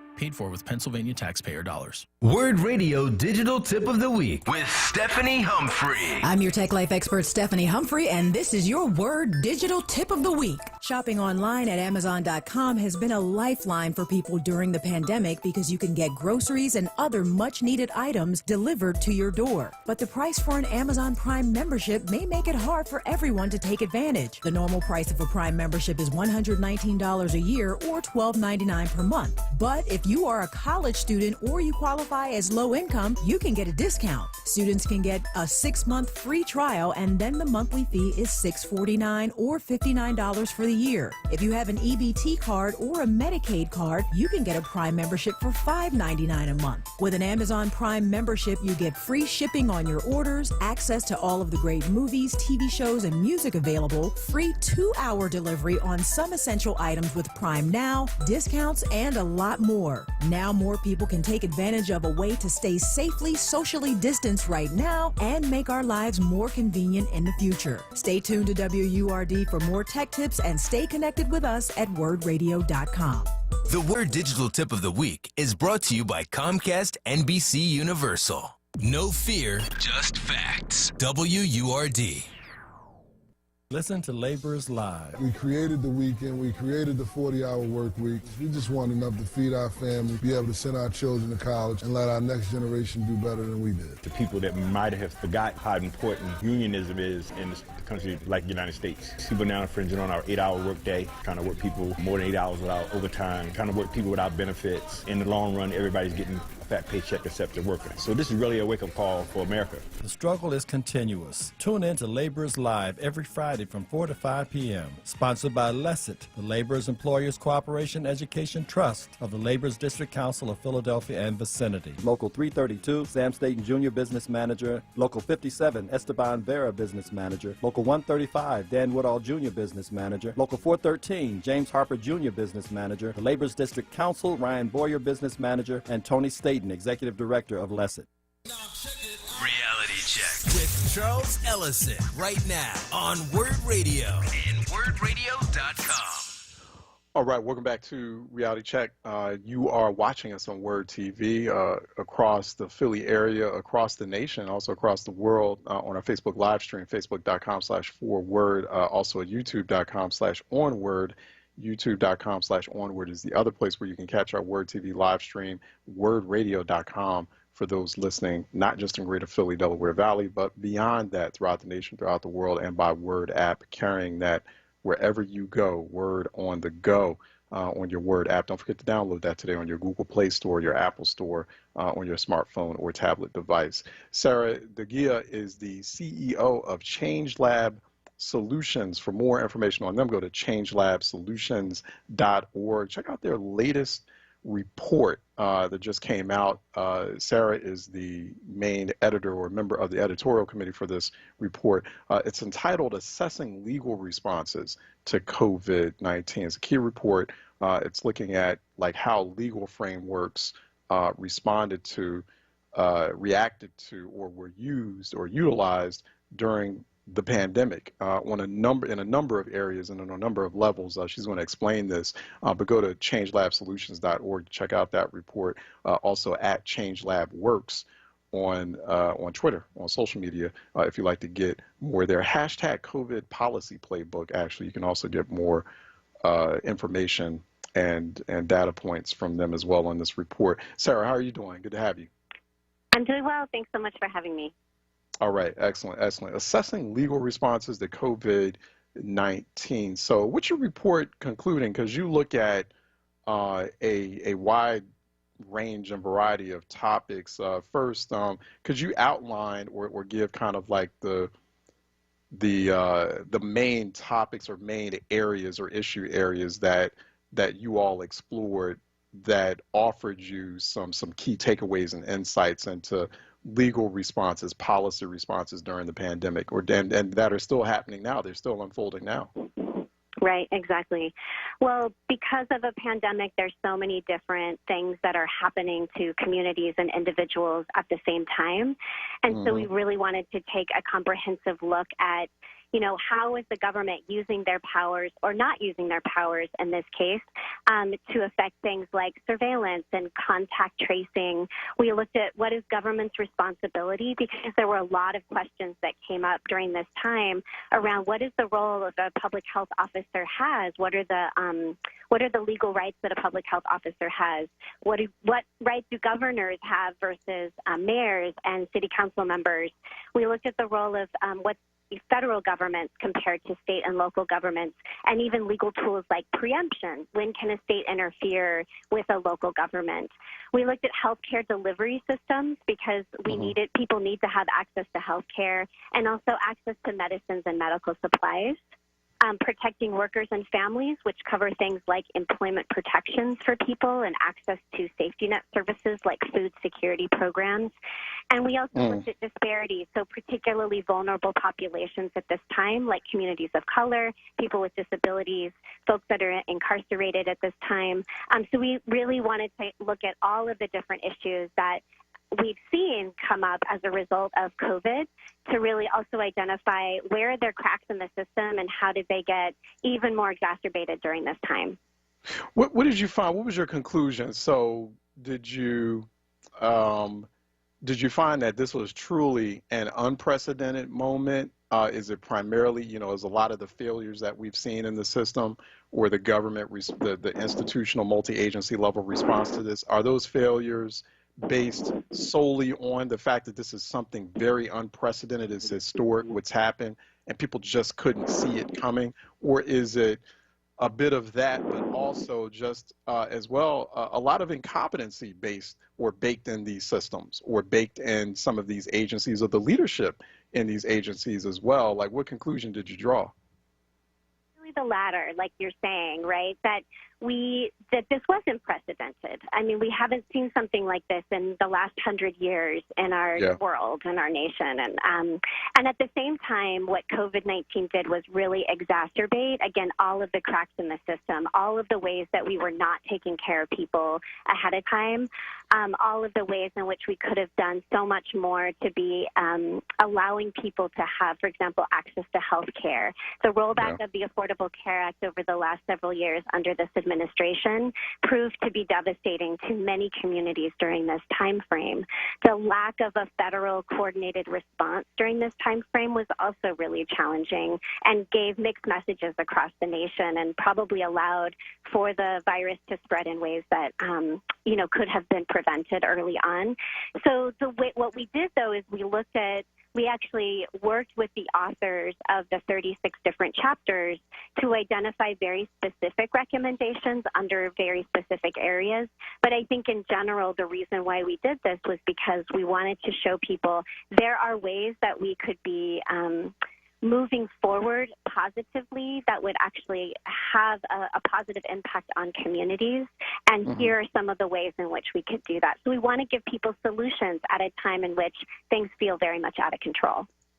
Yeah, I think people need to see that, and I think a report like yours is really useful because, in doing that and pursuing that and getting towards, we can get mad all day about, the failures, the multiple kinds of failures on the federal level, city, state. We can mad all day about that. We can identify it and we can expose it. But exactly, well, what are we going to do? Okay, so how are we going to take that information and ensure that moving forward, we're responding better in the moment that we're in now, but also that this doesn't happen again. This type of lacking response does not, this deficient, inadequate response does not happen again if we find ourselves, because, there are worries about the pandemic that we're in right now and how that might mix up with the upcoming flu season, because the past couple of flu seasons have been pretty severe. So, people have been using this word or throwing it around called twindemic. And so that's going to, and then we have like a very heavy hurricane season.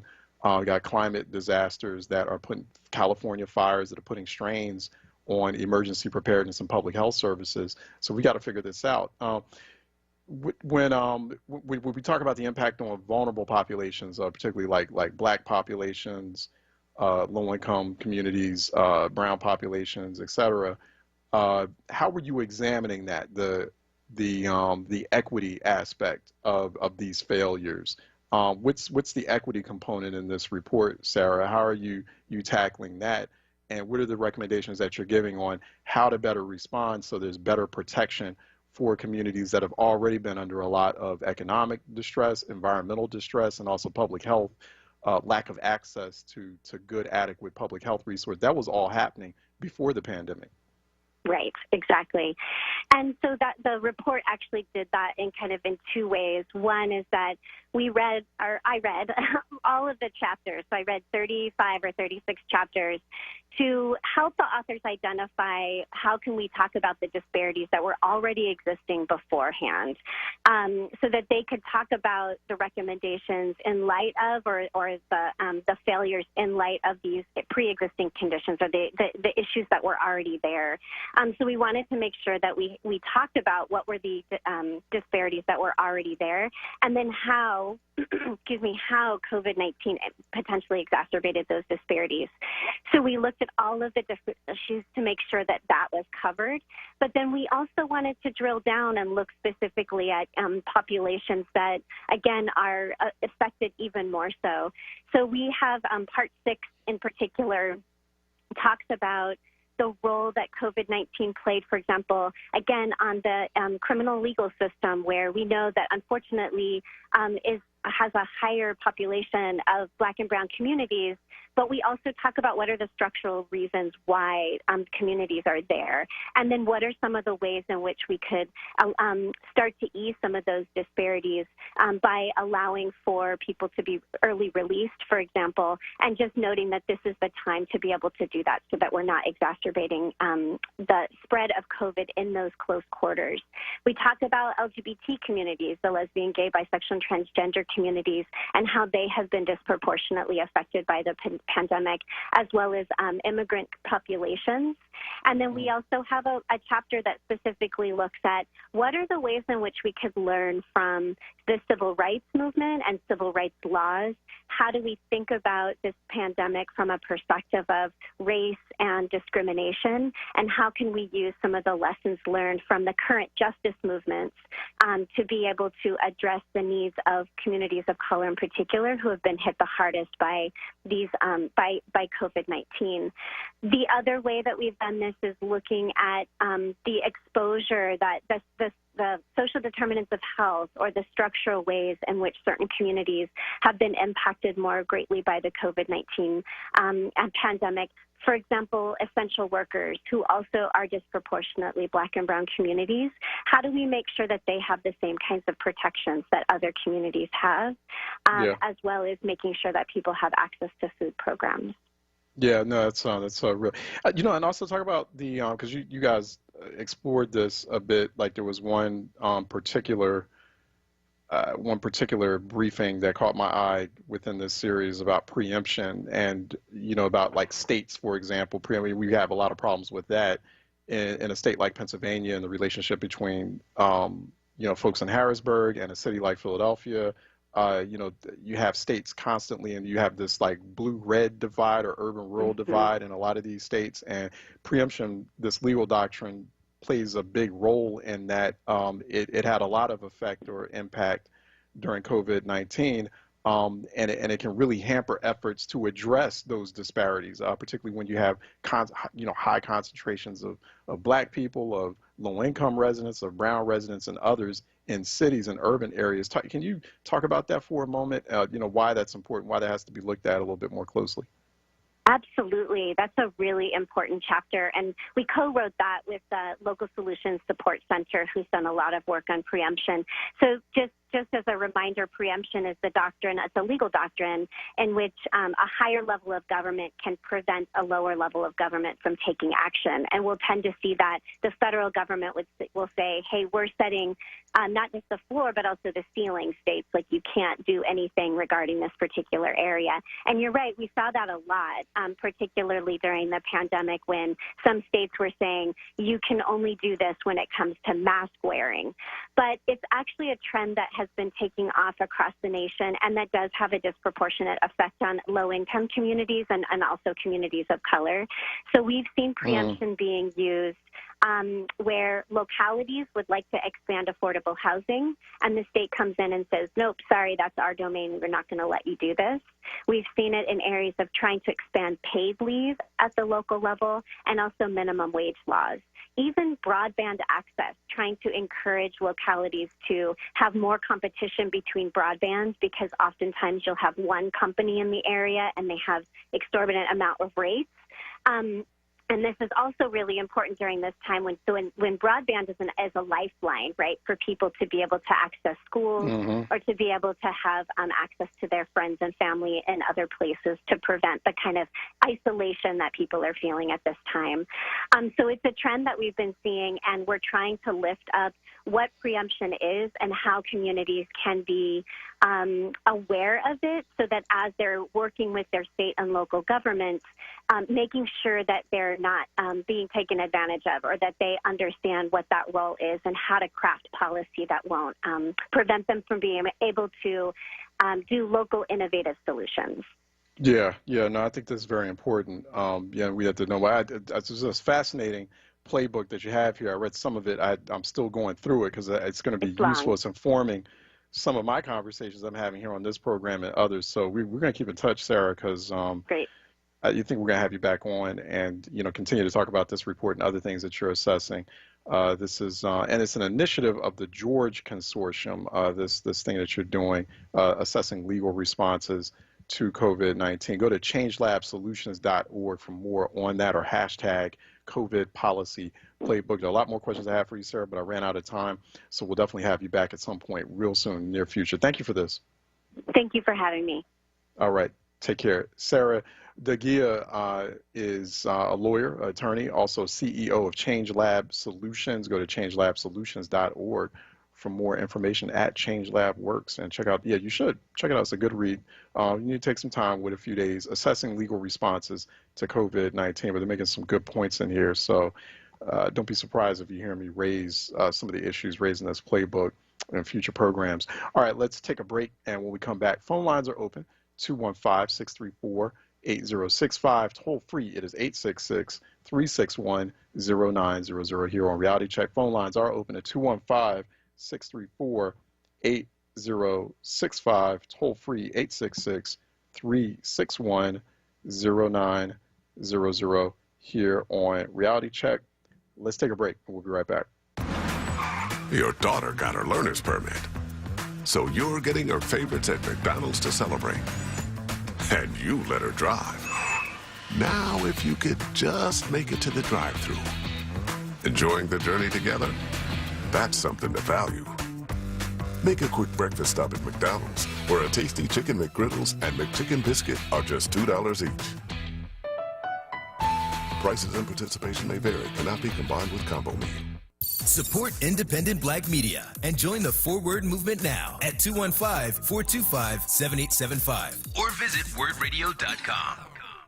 Celebrate Africa in the arts of Philadelphia at Woodmere Art Museum with music and fashion. On Saturday, August 29th, guests can shop from vendors with African-inspired wares, enjoy music from the Arpeggio Jazz Ensemble, and see locally made fashion, jewelry, and accessories modeled around the museum's outdoor sculpture. To provide a safe and inspiring experience for guests, tickets will be limited to 2 afternoon performances. For full details and to purchase tickets, visit woodmereartmuseum.org. Tune in Saturdays from 2 p.m. to 3 p.m. to hear Empire Capital and Consulting founder Mark Palmer's show titled Black Money, Black Power. This show centers around black money and how black power is derived from money. Tune in every Saturday from 2 p.m. to 3 p.m. Black Money, Black Power. Hosted by Mark Palmer.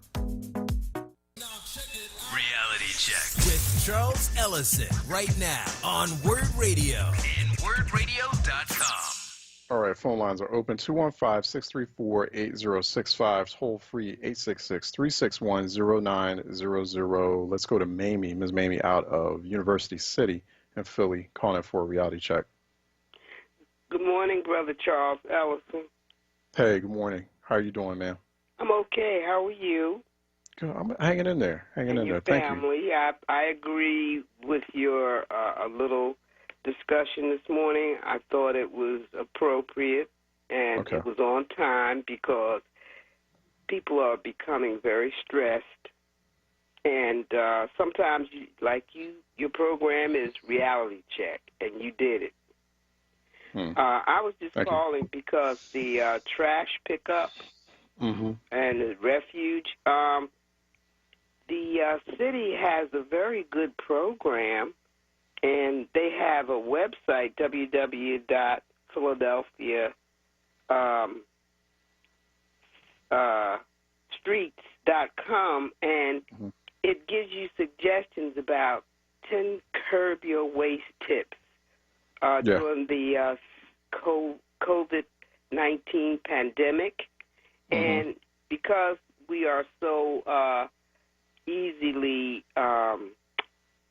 routed to these different websites, this one is really worth going and checking out. That's that's the Philly Streets Department website. No, you're right. And it would be important if maybe the person who's in charge, I think his name is Carlton Williams. Yes. To have him come on or have someone from that department come and speak to the audience, because it would be helpful, make people feel like they're really important in this city. Yeah, and I agree. I really appreciate the hard work that they're doing, and that the sanitation department, the people that work for, I can understand how it could be a lot of sickness because of all that out there. That they're not wearing their mask a lot of times, and they're, prone to have that whatever is floating around in the air get into their nostrils and into their system. So I thank you, Charles, for listening. And people in this city are very blessed to have Word 900 and AM and Word 96.1 FM so that they can keep in touch, because you're not going to get it anywhere else. Join Word. That's right. Don't forget to register and vote. And also the census is very important. And if you get your ballot mailed to you, do it. Call down there. Bombard them. Make them wake up, because this is important. Thank you, Charles. Have a blessed day, you and your family. God bless you all. All right. You too. Blessings back at you, Sister and Mamie. Really appreciate you. Appreciate those kind words I sent. I'll relay that to the family. She's absolutely right. Yeah, I definitely just expounding on what she was talking about. PhiladelphiaStreets.com. I mean, there's a lot of basic tips and information that's there to kind of help you, especially during these really difficult times, and difficult times with respect to all that everyone's going through. But even on simple things, things that we expect to take for granted, like trash collection. But it's a very important exercise. Now a lot of people, before pandemic, we took things like trash collection for granted. Now we're realizing, one, how important it is. A lot of people, we needed sort of a reminder on how important a function this is for any city, for any society, any civilization, is waste management, right? But, people, some of this stuff too, as far as like waste management, I mean, it's not just a city thing. It's not just something you depend on your city or the streets department or the sanitation workers themselves to do. It's also, waste management is a household responsibility too. And some folks are not properly or responsibly disposing of their trash or managing their trash when, one, for like Ms. Mamie said, you can go to PhiladelphiaStreets.com, for example, and we'll try to get the streets department, have them come on at some point and talk about that, or figure out a way in which the streets department can have an ongoing conversation with WURD, with the audience, to let them know kind of what they're doing and how they're planning. But some of the stuff's just common sense. Some of the stuff's common sense. Some of the stuff is common decency. It's hygiene. It's just being clean, right? It's cleanliness, right? So, as the saying, just paraphrasing the saying, cleanliness is godliness, right? And so, and there are some folks out there, like, for example, when you're disposing of your trash, like, stop using plastic bags from the grocery stores. Like, that is not, like, and people continue to do this and have been doing it for years. Like, cut that out. That you don't, first of all, you're making that very vulnerable to different types of rodents and animals and pests, basically just opening up those trash bags and then spewing all kinds of micro trash out over the sidewalk or the street. It's not, those bags are to be used for transporting groceries. And then I know some people will, I grew up in those households too. You keep those trash bags, you keep them around to use them for maybe like internal household trash bins, or use it for all sorts of storage techniques.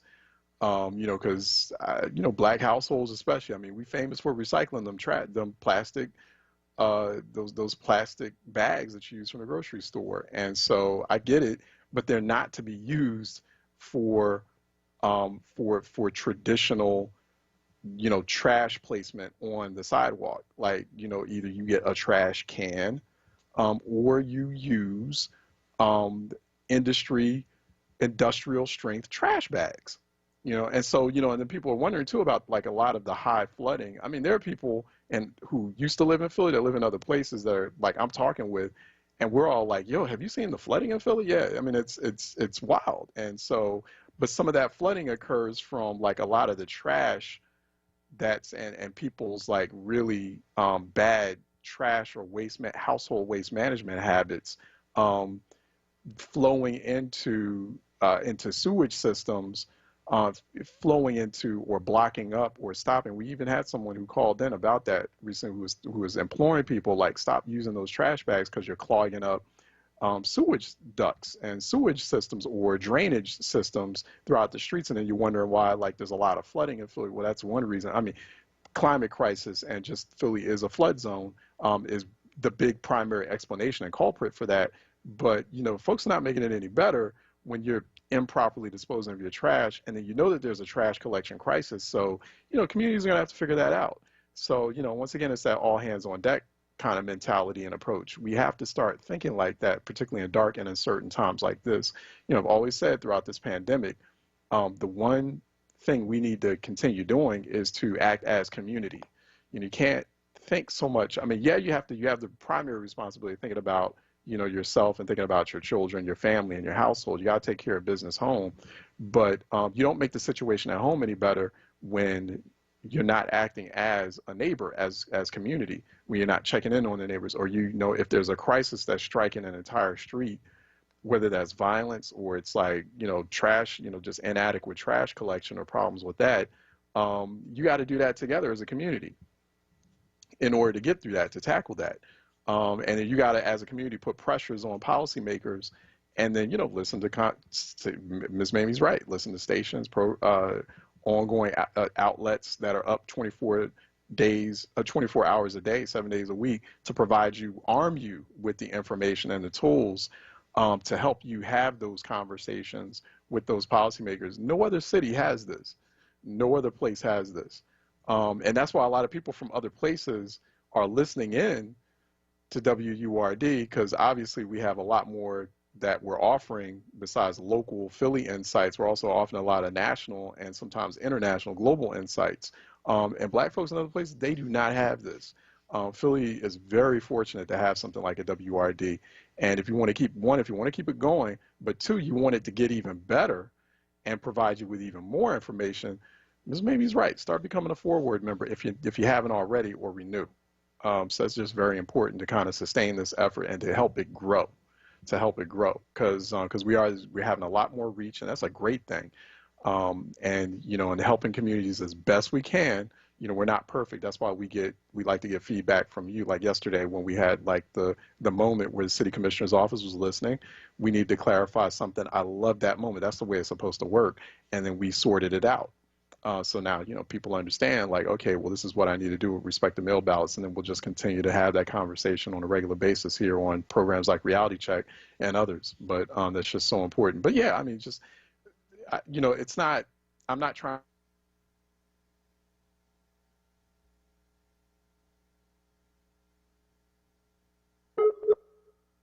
Get your money straight. Get my money right. It's Solomon Jones and Akbar Hassan. Fridays on Wake Up with Word. 7 a.m. till 10 a.m. Hosted by Solomon Jones. Exclusively on Word Radio. 96.1 FM and 900 AM WURD. Streaming live on wordradio.com and on the Word Radio app. Just one more step. You got it. You're doing great. This is the sound of a nationally ranked top rehabilitation hospital, home to the largest collection of robotics in the United States, where we continually exceed patient expectations, because no injury is too severe or too minor for our care. There you go. This is the sound of success. Moss Rehab. Challenge accepted. Always Best Care is a great place to work. Flexibility, leadership, purpose, great benefits. There's never a dull moment. Diversity, inclusion, compasión. We love our jobs.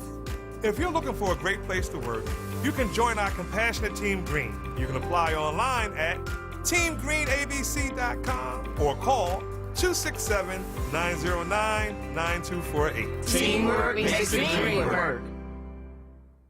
JD's Auto Body and Painting is hiring talent for the following positions. Assembler, preferably 2 to 3 years experience, able to tear down and reassemble all make and model cars. Painter, must have at least 5 years overall painting experience, including experience in water-based paint and able to prep cars for paint jobs. Auto Body Technician, looking for an A or B technician, must have at least 5 years experience repairing cars. Please send your resume to JD's Auto Body and Painting at Comcast.net. That's JDS Auto Body and Painting at Comcast.net or call 215-848-5949 for more details. JD's Auto Body and Painting is an equal opportunity employer.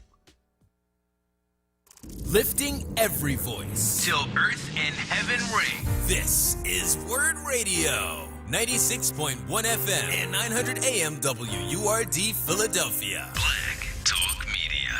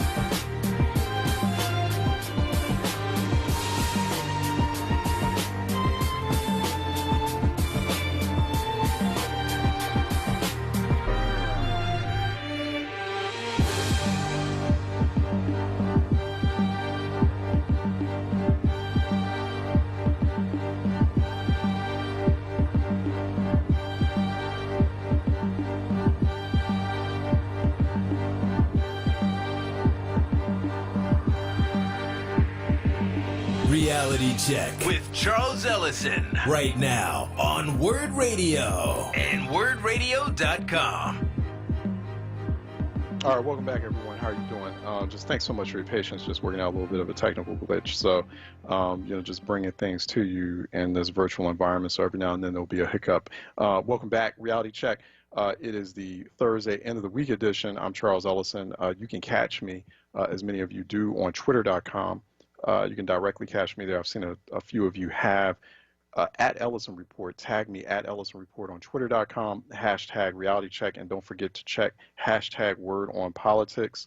It's been ongoing analysis, election 2020 analysis. We've been assessing the Democratic and Republican National Conventions. We've been doing a Republican National Convention all week. Last day of that is today, thank goodness. And so, but we'll still be there tonight at hashtag Word on Politics. So definitely look forward to seeing people there. You're very definitely making a point here. Very correct, Junior Lee on Facebook Live. He was wondering about what is the push, where is the push to dismantle the Affordable Care Act coming from? He's saying, is it solely because of Obama, or are health insurance lobbyists pushing lawmakers? So, that's something we have to kind of look into and kind of get into and dig a little deeper. It is a bit of that as well. There's a lot of different interests and sectors, not just insurance, but also the business sector as well, or certain elements of the business sector have been, kind of lobbying for those types of changes or just fully dismantling it. So, but people are not thinking, even that side of it is not thinking all the consequences of that push to dismantle. They're not even really thinking it through.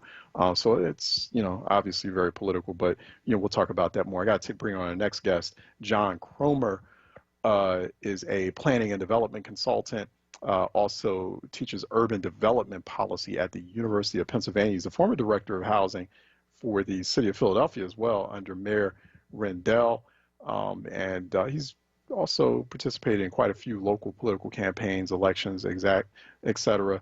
One of his books is Fixing Broken Cities, the Implementation of Urban Development Strategies. But his latest book, it came out this month, is Philadelphia Battlefields. It's this latest book that's come out, Philadelphia Battlefields, Disruptive Campaigns and Upset Elections in a Changing City. Temple University Press has put that out. John Cromer joins us now by phone. John, how are you doing? I'm doing fine. Thanks very much for having me. All right, good. Appreciate this. Appreciate this book as well. It's a fascinating book. Any books talking about Philadelphia or unpacking Philadelphia politics are always fascinating reads, and they're microcosms of what's happening or evolving nationally. What made you decide to write a book like this at this time? Obviously, you were doing all the research and stuff before pandemic, but what was it about what's happening in Philadelphia now that made you decide to write this book? Well, the bottom line, I can tell you more about the book, but the bottom line is that people who are concerned about what's going on nationally really have to pay more attention to what's happening at the grassroots. Because regardless of where you stand, after the November elections, a lot of reorganization, a lot of rebuilding is going to happen. And I doubt that a great deal of that will happen in the Capitol or even in the White House, regardless of who's there. A lot of it has got to happen through initiatives at the local and state level. That's not to say the federal activity doesn't count, but we've got to think about future generations of leadership. All of those people who are under the Capitol Dome now really got their start, for the most part, in local or county elections. And so we've got to pay attention to our next generation of political leadership, and that's what the book is all about. In Philadelphia, there's sort of a feeling that the Democratic Party has a lock on everything, that it's all powerful, and that the only way to get elected is by being endorsed by the Democratic Party. There's no question the party is very important, but I started out in politics as a Democratic committee person in the 46th Ward in West Philadelphia. Lucian Blackwell was the ward leader at that time. And over the years, I noticed that repeatedly upstart candidates, and Shaka Fatah was one of them during the 1980s, were able to defeat party-endorsed candidates, and not just slip by, but clobber them, you know, in spectacular victories. And I guess a more recent example of that is Jamie Gauthier against Janie Blackwell, who had basically been supported by ward leaders for some time. So these upset elections don't happen every year, but they're not rare either. So I was curious about, you know, how do they happen? You know, what strategies make them successful? You know, is it like winning the lottery, or is there something deeper than that? So I worked on digging deeper. Yeah, what did you find? Like, what are sort of the mechanics of those upset campaigns? What are some things that they're doing differently that, one, the traditional candidates are not doing? And then, you know, you get some very crowded races. A lot of people thinking that who are involved in city politics, who think that they can break through, but you know, they don't find the right model, they don't find the right rhythm. So, but what were you finding? What are some techniques or strategies that they were deploying that seemed different? Well, first of all, you know, it wasn't like the lottery where, you know, just keep running and maybe one year you'll win. Right. And it wasn't that, oh, we paid off some political kingpin and the election was fixed. And it's not, again, referring to what's happening nationally, the result of tricks or conspiracy theories. It was very encouraging that they were all based on an ability to connect with voters in an honest way about issues that they cared about. And I guess the sort of gold standard of that happened during the 1970s when black contenders took over legislative seats that had been occupied by white politicians for years. And so the year 1970 began with very little representation of black communities in the State House of Representatives. And in 1970, Hardy Williams, against the endorsement of the party, won, and his victory was followed by several others of people whose names are familiar now: Dwight Evans, John White Jr., Shaka Fatah. And Hardy Williams said something interesting, again, in reflecting on his campaign. My election was the beginning of a new kind of black politics, a kind in which people actually choose their own candidate. Wilson Good Sr., the former mayor, wrote a great book that more people should know about called Black Voters Mattered. And he said before this time, most black elected officials were handpicked by the party leadership. And this election and some of the subsequent elections during the 1970s ended that.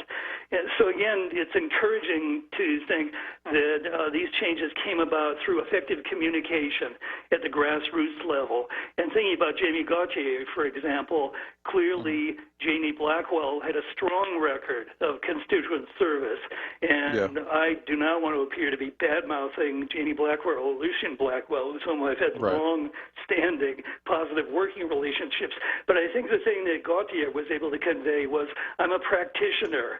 You know, she was head of 2 community-serving nonprofit organizations, and I think she was able to convince the electorate across the board, not just the more liberal, you know, University of Pennsylvania area voters, but all the way through the district, and that was a very effective message. Well, you know, talk about that now. I have another question for you too, because this is all fascinating. With that Gauthier Blackwell battle, was that like also just more generational? Like, you know, just a lot more kind of younger generation folks who were also new to Philly, or had been new to Philly, gentrifying Philly, coming in and being a lot more active. You know, just sort of a new active base of Democratic Party voters that Gauthier was able to rally more effectively than Blackwell. You know, one thing that I also found with the Blackwell, and I want to get your thoughts on this, that was kind of missing, and this is no disrespect to the councilwoman, got enormous respect for it, but, you know, I would say this, I'm like, there was like no social media. That's right, yeah. Well, I was curious about that, and so in that election and others. Good digital game. Yeah, I looked at the election results, and it's great that Philadelphia has digitized all of the election results back since 2007, I think, so that you can look very closely at ward and division level voting. Right. And so what I found was that Gautier really swept the district and won almost every ward in the 3rd Council District. Where she lost, she didn't lose by much. So it's not right, really, to conclude that, there were some kids from the University of Pennsylvania or some millennials. Yeah. Clearly, that was part of it, but she had a broad response from the voters throughout the district. And again, I think that ability to present herself as a practitioner who had a West Philadelphia background, who had a hardship background in terms of her family events, really made a difference. Jeannie Blackwell was a service provider, but I think there may have been a perception that she could have been more effective as the years went on.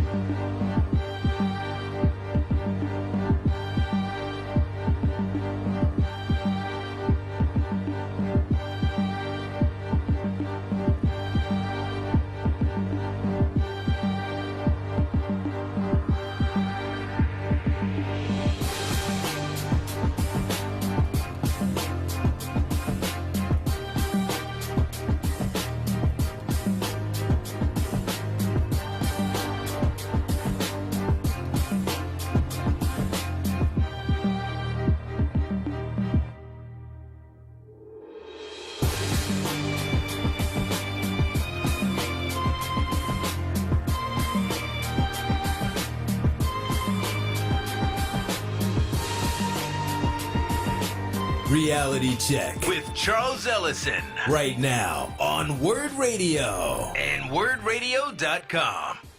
All right, yeah, thanks everyone. We're back. So just had some technical hiccups. John, do you hear us? John? John Cromer. So let's do this. Let's open up the phone lines until we get him back. He is back now. Sorry for the break. There we go. All right, excellent, excellent. Thank you. So, you know, a lot of questions here. Obviously, I'm sure people are listening. They're like, you know, they've got their thoughts with respect to election. Talk about third-party phenomenons, though. You know, in a place like Philadelphia, we have Kendra Brooks. You know, talk about that race. Now, she knocked out an incumbent Republican, and but then there was that friction there because, you know, people felt like, you know, she was sort of hopping on Democratic Party politics in the city. To do that, some Democrats obviously had concerns about it, you know, because she wasn't a bona fide Democratic Party person or rank and file. But do we see like a third party movement burgeoning or blossoming in a place like Philadelphia? Yeah, it's really fascinating, and there may be some tough decisions ahead. And as you know, in the council at large elections, 7 members are elected, but at least 2 members must be from the so-called minority party. And for decades, the minority party was the Republicans, and minority means the party that didn't get the most candidates winning the election. So routinely, 2 Republicans were elected, and the sort of assumption that everybody had was that 2 of the Republican nominees are going to be the winners. And the Working Families Party, of course, upset all that with the election of Kendra Brooks in place of one of the Republicans. And in order to, I don't think a lot of Republican voters were voting for Kendra Brooks as much as Democratic voters who decided to vote for only 4 of the Democratic nominees so that they could cast 1 vote for Kendra Brooks. So it will be interesting to think about the future. During this election year, there were 2 Working Family party's candidates? What if more Democratic voters vote for the two candidates from that party and reduce the votes for Democrats? I don't see great perils for the Democratic Party candidates in the future, but that could change a lot, and clearly something's going on that is different from the routine of the past decades in Philadelphia. Yeah, yeah. So, you're saying that there's all these disruptions, and then you mentioned like the disruptions that have happened in the past, and so talk to me, John, about how much of this is really about disruptions or real political, like valid political change in Philadelphia, or how much of this is just changing of the guards? Because, every upstart candidate says, oh, I'm new school and I'm here to knock out the establishment, to take the establishment out. But then once they get elected, and then after several years, maybe a couple of years of governance, they become the establishment. They become just it's old wine in a new bottle. And a lot of people listening to this, particularly as it relates to Philadelphia, feel like, okay, these big dramatic elections will happen. We'll get these new school candidates. People will say that about people like, whether it's, you mentioned Shaka Fattah, you also mentioned Dwight Evans. Well, after a while, they became part of that establishment. Mm-hmm. And they had to kiss the rings on those fingers, right? And so people in Philly are very cynical about the politics. They're like, you know what? These folks, at the end of the day, they all just become politicians. Mm-hmm. Mm-hmm. Well, that's going to be a tough challenge to overcome, clearly. Wilson Good Sr., in his book, put it more bluntly. He said they became the candidates that they sought to replace. And so there was a lot of frustration in that statement. So that's a question I think we've got to look at with regard to the future. But I think the encouraging thing about what I found and describe in the book is that upstart candidates can knock over incumbents, even long-standing incumbents, and really reaffirm some strengths at the grassroots level. Marion Tasco and others in the 50th Ward in Northwest Philadelphia really shaped the organization to realign with block captains and block leadership. So there was a real overlay between community concerns and the political structure. Gregory Benjamin in the 51st Ward in West Philadelphia is trying to do the same thing. So I think that's the sort of direction that really makes the most sense, and to the extent that more ward leaders and more challengers in these elections think in that way, the better off we're all going to be. Yeah, the other thing too, I could make the argument here, John, that these are upset elections, but people who've lived here a long time are going to also highlight, that this is really just a reflection of these changing racial demographics and gentrification.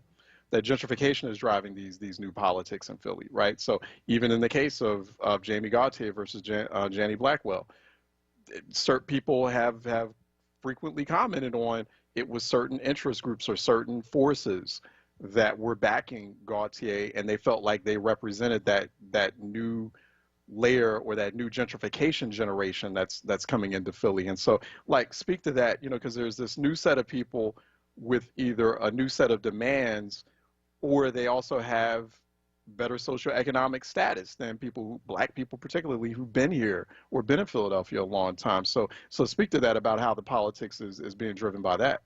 Yeah, I think this can't be taken lightly, and it's not possible just to wave off the idea that gentrification is driving some of these upsets, or to say, well, don't worry, Jamie Gautier is a black woman, everything will be fine. Clearly, there's justification for questions about this, and I hope that some challenges will be made based on concerns about gentrification. But thinking in terms of the big picture, and again, this is not to belittle concerns about gentrification, the issue of poverty is a much bigger issue than gentrification if you look at the city as a whole. And so looking at the example of Maria Quinones Sanchez, to whom a chapter in the book is devoted, you know, a woman serving a high poverty area, opposed by most of the ward leaders in her district every time, opposed by Democratic City Committee, but a woman with a solid background in education and human services who somehow made it work and won 4 times. So I think that's, again, not to take the gentrification issue lightly, doing something about the representation of high poverty areas where voter turnout is low, where there's a lot of apathy, where many of the current elected officials may not be doing a great job.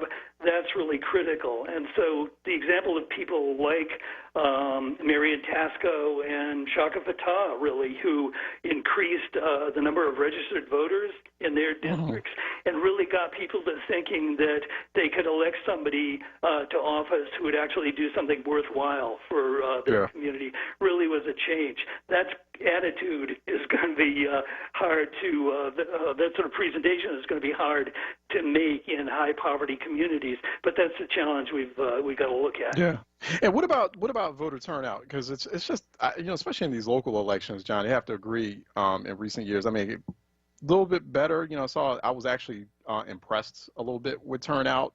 It could have been better. To me, turnout needs to be like 70, 80% or more all the time. But in Philly, I mean, we have a situation where the voter turnout will be so low that, like, the last few local elections, I mean, on average, it's like about 12% of the residential population is making decisions for everyone else in Philly. So, I mean, is this really change? That's not change. That's just like Democratic Party or campaign insiders or, you know, foot soldiers for these campaigns who are the ones who were the super voters. They're the ones who are turning out, and not everyone else is participating. How do we fix that? Yeah, it's true, and it's pathetic. The turnout numbers have been pathetic over the years. Yeah. And I think the sort of thing that I'm hoping to do through the book is to make the point, again, as I mentioned earlier, we're not going to fix things around Philadelphia by waiting for somebody to save us in D.C. Or in the White House or in Congress. Clearly, we've got to work on those issues, but we've got to rebuild at the local level. And that means at the committee person level and in terms of the ward leaders and our representatives, our state representatives and state senators. How many of your listeners know who their state senator is? Who their committee people are? You know, I ask them that all the time. This idea of, you know, rebuilding at the grassroots and linking political interests with civic interests is really important. I've been involved in a lot of nonprofit organizations, and you're probably familiar with this. When you ask a neighborhood group about, you know, do they participate in politics? Do any of the members, are any of them committee people? Frequently they'll say, oh, no, we don't get involved in politics. You know, we don't like that, as though, you know, it's a dirty thing. Well, to the extent that it may be a dirty thing, we've got to change that and make it a clean process, because the underlying structure is a very sound one. You know, every neighborhood elects 2 committee people. They get together and elect ward leaders who elect the leaders of the city committee. It's a pretty good structure. And so I looked at the question of, you know, so why is it so screwed up? You know, why is the Democratic Party so screwed up? Is it because of some fundamental flaw in the structure, or is it because the wrong people are in charge and are perpetuating their own self-interest rather than the broader self-interest? I think that's the key question that people have to look at. Yeah, yeah. We've been talking with, if you just now been tuning in, we've been talking with John Cromer. He's the author of Philadelphia Battlefields. I like that title, Disruptive Campaigns and Upset Elections in a Changing City. John, I like that title on a political insider junkie like myself. So definitely it urge people, you know, especially if you have an interest in Philadelphia politics and some of the interesting unique things that are happening with it. Pick up John Cromer's book, Philadelphia Battlefields. Just came out this month by Temple University Press, so we'll be checking it out. John, really appreciate this. Got to have you back too when as things evolve and happen, especially with this election coming up. So hopefully we can get you back. Thanks. I enjoy that. And like everybody else, I have a website. It's PhiladelphiaBattlefields.org, and there's a lot more about the book and me on that website. Oh, okay, good. Thank you for letting us know that. Yeah, I'll check that out. I didn't know. PhiladelphiaBattlefields.org. Be checking that out too. So we'll be in touch. Thanks so much, John. Great. Appreciate it. Thank you very much. Have a good one. All right. Let's take a break. When we come back, we'll be talking with Josar Jones, who is Program Associate Manager for the Philadelphia Student Union. There is a Philadelphia Student Union in Philly. So we finally got him. Josar Jones is going to talk about demands that they're making on the school system here on Reality Check 96.1 FM, 900 AM, wordradio.com, Word TV, Word app. Stay tuned. We'll be right back. Don't miss the Electric Magazine Show, hosted by Cody Anderson and Vicky Leach. Saturday mornings from 7 a.m. till 9 a.m. Exclusively on Word Radio, 96.1 FM and 900 AM WURD. Your daughter got her learner's permit, so you're getting her favorites at McDonald's to celebrate. And you let her drive. Now, if you could just make it to the drive-thru. Enjoying the journey together? That's something to value. Make a quick breakfast stop at McDonald's, where a tasty Chicken McGriddles and McChicken Biscuit are just $2 each. Prices and participation may vary. Cannot be combined with combo meal. Family Therapy Vignette Moments with Dr. Lucille Ijoy. If you missed me from the protest line and you can't find me nowhere, I'll be 6 feet back with my mask on. I'll be shouting right there. Yes, I'll be shouting right there. Oh my goodness. Yes, I'll be shouting right there. Now, if you missed me from the protest line and you can't find me nowhere, Corona may track us. I'll do the right thing. Shelter in place somewhere. Yes, shelter in place somewhere. And if you miss me from the protest line and you can't find me nowhere, gotta go and register and vote on time. Yes, I'll be voting on time. Oh, I'll be voting on time. Yes, I will. I'll be voting on time. If you miss me from the protest line, I'll be voting on time. This is Word Radio, independent black media. Tune in this Saturday from 5 to 6 p.m. for the Islam Today show, with a perspective on moral guidance and Islamic principles and values. Reality Check with Charles Ellison right now on Word Radio and wordradio.com. Okay. Yeah, I turned off video. You want me to hang up and... All right, welcome back to Reality Check 96.1 FM, 900 AM, wordradio.com, Word TV, Word app as well. Thanks, just having a few little technical items there, but we're working them out, so appreciate everyone's patience, particularly on Word TV. Joining us now is the Philadelphia Student Union's Program Associate Manager, Josar Jones is joining us, and also a member of the Philadelphia Student Union is Shania Brown, member of the Philadelphia Student Union. More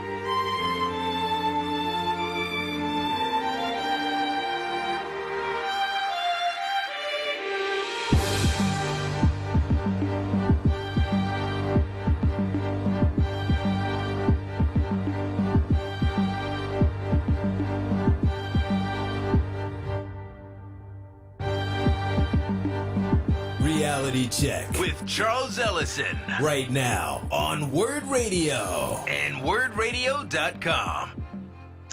All right, welcome back. Yeah, so we'll just soldier through it today. So like I said, I appreciate everyone's patience. Go to phillystudentunion.com for more information on the Philadelphia Student Union, also at 215 Student Union on social media, on Twitter more specifically. We have Josar and Shania, or Shanae. Is that correct? I hope I had that pronounced correctly. How are you both doing? Good. How are you? All right, good, good. Shanae, how are you doing? Or Sane, I'm sorry, did I pronounce it correctly? It's Sanai, but yes, I'm good. How are you? Sinai, I was totally off, and I apologize for that. But thank you so much for correcting me. Sinai Browning, also a member of the Philly Student Union. How are you both doing? Thanks for joining us. Sinai, I'll start with you as far as telling us what the Philadelphia Student Union is. I think a lot of people out there that didn't know Philadelphia has a student union, what that is, why you're a member. What are some of the activities that you're engaged in right now? Of course. So Philadelphia Student Union is basically a union full of adolescent teens, so kids that are mostly in high school. There are middle school kids who do join us, and also adult supervisors that are with us. And what we do is that we are advocating for police-free schools, and we would like to, we advocate both virtually and non-virtually. We are mostly, we do virtual and non-virtual stuff. We had just done a action meeting not too long ago, and we just try to be able to advocate as much as we can. Josara, yeah. So how many members so far do you have with the Philadelphia Student Union, and what are sort of those access points into the union for young people to get involved? So currently, I want to say we have upwards of 40 plus members. And in terms of like gaining access into the current members that we have, just ask that people reach out through social media, through our website, through people that are a part of the Philadelphia Student Union. And we just ask them if, they have any stake in, equitable learning care in the city and if they want to see things change in their schools. And if so, we try to figure out the best ways to get them on board and involved as soon as possible and educated as well. That's very important. Are you both students? You Philadelphia school district students? Are you out of school? You graduated from high school? Like where are you right now in terms of your education? I'm sorry. Go ahead. Okay. I'm not currently a student. I graduated from Temple University in 2018, but Sanai is a student. Sanai, yeah, you're currently a district student? Yes, I'm currently a junior at Science Leadership Academy at Bieber. Okay, great. No, that's good to hear. Is that it's a mix of high school students and also college students and folks who graduated from college, and congratulations to you, Jasar, for doing that, for graduating. That sounds recent. What the key, going to the key issues that you all are working on, I heard a few of them, Sanai, when you were talking about them. Sanai, we can go back to you and start off on that. One of them was over-policing inside schools. That was one. Talk about that one, why that's a big, major issue for you all now at the Student Union, and other issues, too, that you're focused on. So there, we have three main commands that we would like to give to the to Superintendent Height and the School District Board of Education. Those three main commands are that we would like to remove all police and school resource officers from schools, have the Office of School Safety replace school police with community members trained in de-escalation, restorative justice, and other skills that support healthy schools and communities, and to end its memorandum of understanding with the Philadelphia Police Department. Disciplinary and other school infractions should be dealt with by the administration and staff and not the police. So those are mainly the things that we would like to, focus on. But, of course, this is just the beginning. That's just the beginning. Got it. And, Josar, you all recently presented these demands to the school board, correct? And so how's that been received thus far, these particular specific demands that you're making, especially about the policing or, removing what you feel like is excessive policing in Philadelphia schools? What's the response been like, and how's this going? Well, so it's been an arduous, fight to kind of, get police-free schooling passed. But most recently, we presented it to the school board. Sanai's testimony was left out, unfortunately, but we were able to kind of speak to the same points that we just mentioned. But overall, it has not been received by all of the board, but we do have a few council members that are in support of us, like Mallory Fitz Lopez and as well as Amin Akbar, that have been supportive throughout the entire fight for police-free schooling. But, you know, it's a process, and it's going to take a minute, and we're fully aware that, you know, as long as we keep putting in the work, there's going to be somebody that, you know, will agree and want to push for police-free schooling. Yeah, yeah. How do you all operate around these issues too? So like, you have that one strategy where it's like, oh, hey, you know what? We're going straight to the school board, go straight to the superintendent, and we're going to have conversations with them. We're going to, you know, provide testimony, make presentations. So there's that. Explain or talk about, you know, some of those other activities that you're engaged in, Philadelphia Student Union, whether it's protest advocacy activity or, you know, the young people who are eligible to. Is there any sort of, you know, local voter mobilization activity that's taking place as well, you know, particularly in a time like this? So, I mean, you pretty much hit all the nails on the head. Basically, what we mainly focus on is trying to involve, you know, if we do in-person actions, of course, we're abiding by whatever COVID protocols are currently out there that are mandated by the state. But in addition to those, we also do virtual town hall meetings where we get, you know, concerned students that are currently members or people that are not members that are just interested in, you know, like I said, providing this and what they want in equitable learning here in the city. Like that's a main virtual rally that has, you know, allowed us to gain a lot of different new membership.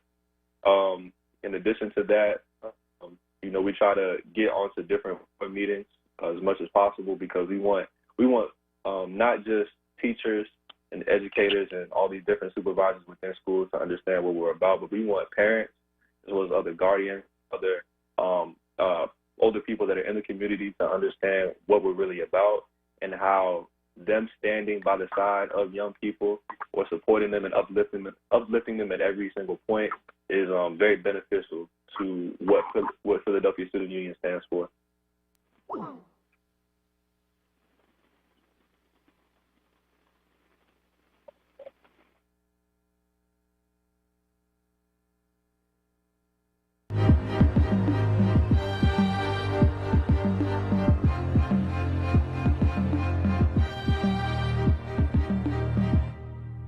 Reality Check with Charles Ellison right now on onWURD Radio and WordRadio.com.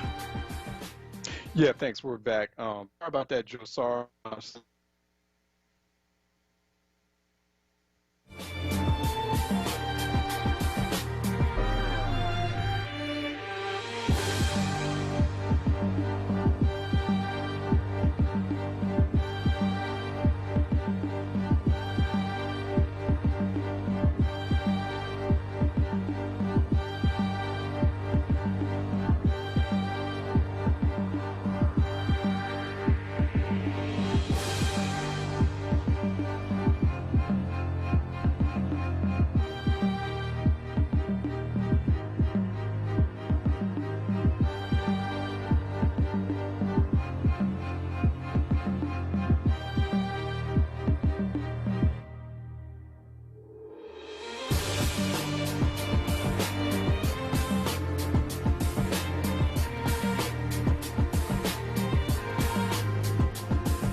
Reality Check with Charles Ellison right now on onWURD Radio and WordRadio.com. How's it going, Josar Sanai? Can you hear me?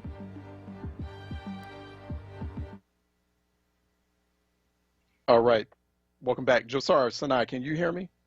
Yes, we can hear you. All right, good. Yeah, we're having some technical issues today, so maybe I made some controversial statements earlier on, and so that's coming back to bite me. But anyway, no, I think thanks for your patience. Josar, we got you for several more minutes. You were talking about the types of activities that you're involved in. Real quick, like how's that operationalized? Like, are you all involved in beyond the protest and advocacy, like voter mobilization, for example? Not so much voter mobilization. I mean, we are supportive of it, of course, because voting can sometimes achieve change. But we also, like I said before I got cut off, we mainly try to reach out to as many educators, parents of children, as well as, guardians and other older community members to try to get them involved, and not just involved, but understand where we're from and how the fight for police reschooling, how it needs to continue, and that they need to uplift and support young people at every possible point. Yeah, Sanaa, so I know we're talking about the school policing and a concern there. But what about, what are you all doing, or how are you organizing around academic performance issues? I look at the reading and math assessment scores out of Philly schools, and it's horrible. At 36% reading score proficiency for Philly. But the state is supposed to be like 62%. And then you've got a quarter of the adult population, this is more than 25% of adults in Philadelphia are illiterate. So there's some real problems there. So I know policing is a big issue for the student union, but I wonder, are you all also intentionally mobilizing around like just lack of academic performance from the school system? Like just, I really, as a former Philadelphia public school student who got out of that system to go to a private school because it's bad, it was bad back then and it's still bad now. How are we organizing around that? So I can definitely see exactly where you're coming from. These situations, over-policing and underfunding are almost in like, they kind of are going hand in hand with each other, specifically in Philly. Like, we don't really have, like, we can't have as much funding and academic progress as we would want if the money isn't going towards the places that is needed. Currently, like $31 million is going towards the Philadelphia police for schools every year. That's a lot of money that could easily be going to things like that could be helping us with our academic problems to begin with. These could be things that could go back to not only schools, but also to our community to fix that illiteracy rate in Philly adults. Like that's what we're talking about when we're trying to say to take out police in schools. We're not just saying to just take them out and just like leave them out and have nothing happen, but we also want to have that money be put in situations like academics to be able to actually help us later on rather than just taking out police just for the fun of it. No. Josar, comment on that too, like on that, following up on what Sanaa was saying. Sanaa is absolutely right. Both of those things go hand in hand. The fact that multiple people from the city have advocated for police to not receive as much funding as they do, and in turn invest in, the future and education of young people here in the city is quite alarming. $31 million can really provide a lot of change to the city. We have a lot of members that come to us and they tell us about the conditions that they're facing, from not only being subjected to asbestos and, falling ceilings, as well as unoperational air conditioning units that they have to, be in a classroom during the hottest, months in the year.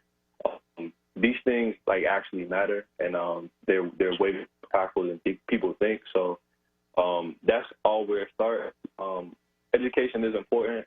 Obviously, literacy is important. Literacy is important in any growing nation, any growing state, any growing county or city. But in order for those things to really happen, the money has to be divested and put to things that will actually promote change. PhillyStudentUnion.com. We're talking with Josar Jones here and also Sanaa Browning, both with the Philly Student Union. I appreciate your patience, both of you. We're just having some unusual technical issues today. I was really looking forward to this conversation. So I'm hoping we can get you back. Maybe we'll get you back next week or the week after to talk more about what you all are doing, because I'm fascinated. I think you all have got like a great thing going here. So it's always good to see young people in the city mobilizing and organizing intentionally around issues like this. So I thank you both for coming on. Thank you for having us. All right, great. We'll have you back on. Let's take a break. And when we come back on the other side, let's take phone calls, 215-634-8065, toll free, 866-361-0900. Let's take a break. We should be back here on Reality Check, 96.1 FM, 900 AM, wordradio.com, Word TV, Word app. We'll be right back. You may be eligible for up to $800 to pay your PICO electric or natural gas bill through the LIHEAP Crisis Recovery Program. But you must act fast. The program closes on August 31st. If you need help paying your utility bill due to the COVID-19 public health crisis, visit pico.com/LIHEAP or call the PICO LIHEAP hotline at 1-800-34-HELP-4. Be heard. Want another way to join the conversation? Follow us on social media using the hashtag onWURD. Be heard. Stay connected to Word Radio. Independent Black Media.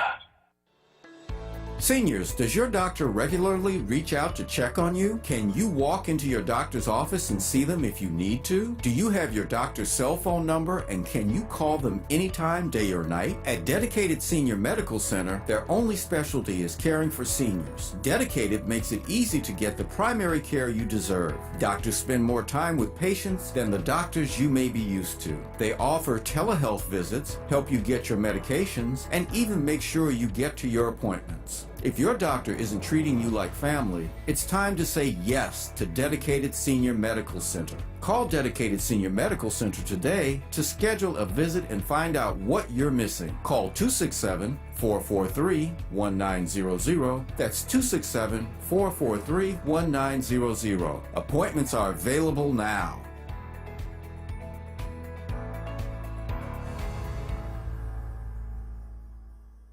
A global pandemic, dozens of police shootings, nationwide uprisings, National Guard on city streets, and that's just in the past 6 months. It's time to set an agenda, a Black national agenda for the next administration. Tune in to Word Radio and Word TV this Friday, August 28th from 7 p.m. till 10 p.m. for a special live broadcast of the 2020 Black National Convention, presented in partnership with New Voices for Reproductive Justice, featuring a series of conversations, performances, activations geared toward engaging, informing, and mobilizing Black communities, and the ratification of a Black national agenda ahead of the November elections, guided by the Vision for Black Lives, anchored by Reality Check host Charles Ellison. Don't miss it. Be sure to tune in this Friday from 7 p.m. till 10 p.m. for the 2020 Black National Convention, exclusively on Word Radio, 96.1 FM and 900 AM WURD.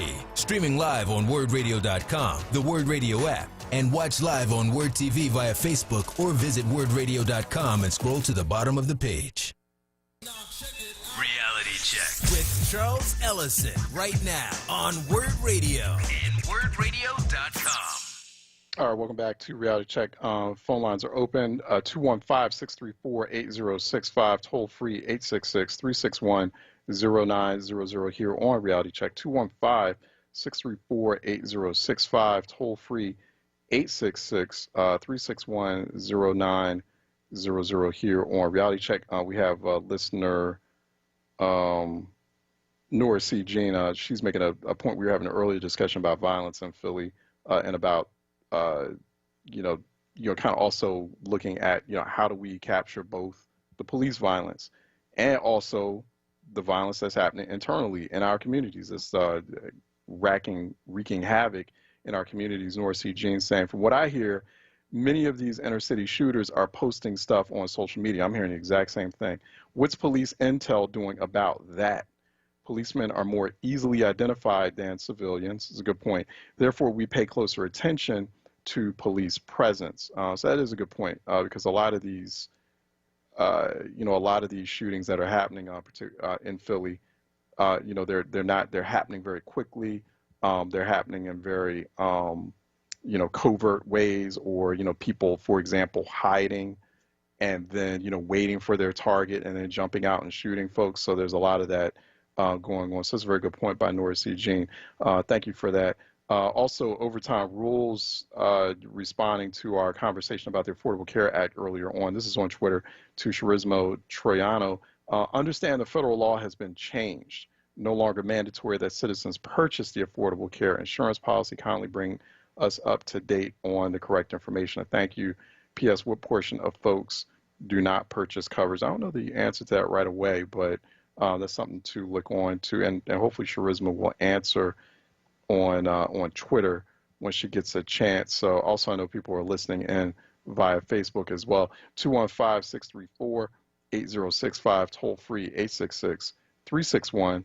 0900. Phone lines are open right now. So looks like so far the connection good. You know, we were having some connectivity issues, but we, hopefully for the moment, and we're almost coming up to, we're going to be coming up shortly to the end of the Thursday edition of Reality Check. But, you know, we have time for any phone calls. 215-634-8065, toll free 866-361-0900 here on Reality Check. Thomas Knock here on Facebook Live. Speaking to gentrification, the first major gentrification took place with Universal Companies. This is Thomas Knock speaking. They did not build affordable housing in South Philly, only the PHA, Philadelphia Housing Authority projects. Black people were not able to purchase the new homes. Universal Companies is a black-owned business. That's Thomas Knock on Facebook Live, who's chiming into the earlier discussion we were having with John Cromer about Philadelphia politics, and also Junior Lee putting out some voting alerts. I appreciate you, Junior, doing this. Minnesota online registration deadline October 13th. No photo ID required to vote. In-person registration. Vote by mail without excuse. That's in Minnesota. South Carolina, we've got some South Carolina listeners. Last day to register, October 4th. Must have ID to vote. Cannot vote by mail without excuse. Early absentee voting starts October 6th. So that's just some updates on Minnesota and South Carolina. I know we have some we have a few South Carolina listeners, so definitely check that out. You probably are not seeing me on onWURD TV. You're not seeing me at the moment. So we're just going to go kind of like audio for that. You are seeing the transcription taking place and also the feed, the news feed. You're just not seeing my face, but I am there. But we're just turning off just to be on the safe side. Not sure if that's maybe, you know, the particular platform. I know there's a lot of overstressed digital platforms these days. Like we had the Zoom outage that happened that was occurring earlier this week in multiple places along the East Coast. So, you know, it could be that or other things, but we'll check it out and we'll have it all together by the time we get back to you, God willing, on Monday, 10 a.m. sharp. 215-634-8065, toll free 866-361-0900 here on Reality Check. 215-634-8065, toll free 866-361-0900 here on Reality Check. Also, a lot of devastation we're seeing in the wake of Hurricane Laura, and there's the first known or confirmed fatality in Louisiana. A 14-year-old girl lost her life when a tree fell down on their home. So it's very tragic. That's coming out of Louisiana. That's the first known or confirmed death that we're hearing about in the wake of Hurricane Laura. Hurricane Laura will become a tropical depression that will reach the Northeast.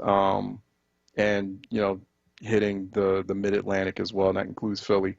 But it'll be like, there'll be a lot of rain on Saturday, pretty much. So, but right now it's still like a low-level hurricane, I think, at the moment. Let's see here. I think where we have it, I think it was 55 miles southeast of Shreveport. And it was moving north at 16 miles per hour with maximum sustained winds of 75 miles per hour. So it's probably a tropical storm, or it's expected to become a tropical storm in a couple of hours, and then it's going to weaken to a tropical depression, and it's just going to travel its way across the Midwest and into the lower Northeast, Southeast region. So a lot of customers without power in Louisiana and Texas as well, but it remained a category 4/5. There was about 150 mile plus wind speeds that were clocked in overnight in parts of the Gulf Coast. So I definitely hope everyone's keeping and staying safe down there, but there's a lot of devastation that's being reported and a lot of flooding too, so it's going to be a hard recovery down there. We'll be keeping an eye on that. Once again, 215-634-8065, toll free 866-361-0900 here on Reality Check. 215-634-8065, toll free 866-361-0900. Also, just a little bit of breaking news. We're being told that the NBA playoffs will resume. NBA playoffs will resume, but the players are definitely letting it be known that they are going to use their platforms to create noise and awareness around racial injustice and around these social justice issues. So, you know, the players had met in a meeting this morning. They felt that it was best to remain at that NBA bubble and use their platforms to fight racism. So they're looking for better ways to make statements against social injustice. There's another meeting between with members from teams in the bubble that's supposed to be happening. The NBA Board of Governors will also be meeting on Thursday as well. So NBA playoffs are going back, and pretty much the players just wanted to make a statement and start something, you know, start a movement. So that's happening. So NBA playoffs supposed to go back in a full team. I don't know what that means. I don't know if that's all teams. I'm sure we'll get some more information, but that's something I just saw that just came up or popped up over the wire. So we'll be watching that closely too. And then we're going to continue to watch. You know, we had you know, really once again another shooting happening in Philadelphia. So that's something we got to kind of keep an eye on. We'll be keeping an eye on that over the weekend. Also, speaking of the NBA. The Philadelphia 76ers expressing interest in building a new stadium or stadium for them at Penn's Landing. So that'll be interesting, kind of watch that unfold. Let me go to Lola out of Jenkintown, who's calling in for a reality check. Lola, how are you doing? Lola, can you hear us? Lola, I think we had you. Not sure where she is. Hello? Oh, there you are. How you doing? Hello, can you hear me? Yes, we can hear you. Can you hear us? Okay. Okay, can you hear me now? Yes, ma'am. How you doing? Okay. I'm good. How are you? So I just wanted to say, I know you have short on time. I wanted to say I think it was a great gesture for the NBA players to do that while they're in a bubble. I wonder if they would have done it when it was when a million of white fans would be in the stands if it was regular. But, of course, it didn't happen in last year in regular season. But I think that it would be more productive for them to maybe pour some of that money that they all collectively make. I know all of them don't make millions of dollars the same way, like maybe a LeBron or all the other high-profile players, but maybe pour some of that money in these disenfranchised communities. And when it's time to vote, come out and help people. I know just in my area and then even in my family in Philadelphia, a lot of people don't even have rides to the polling, older people. I was just thinking like it would be better for them to maybe pour that money into the communities that they're from, the communities that they're playing in, and help with the voting, help with this homelessness, help with the programs. I'm not saying that they're supposed to do everything. I'm not saying that, but maybe do something more because, they stopped the game, but the Attorney General isn't still doing anything, and they still haven't arrested the people who shot Breonna.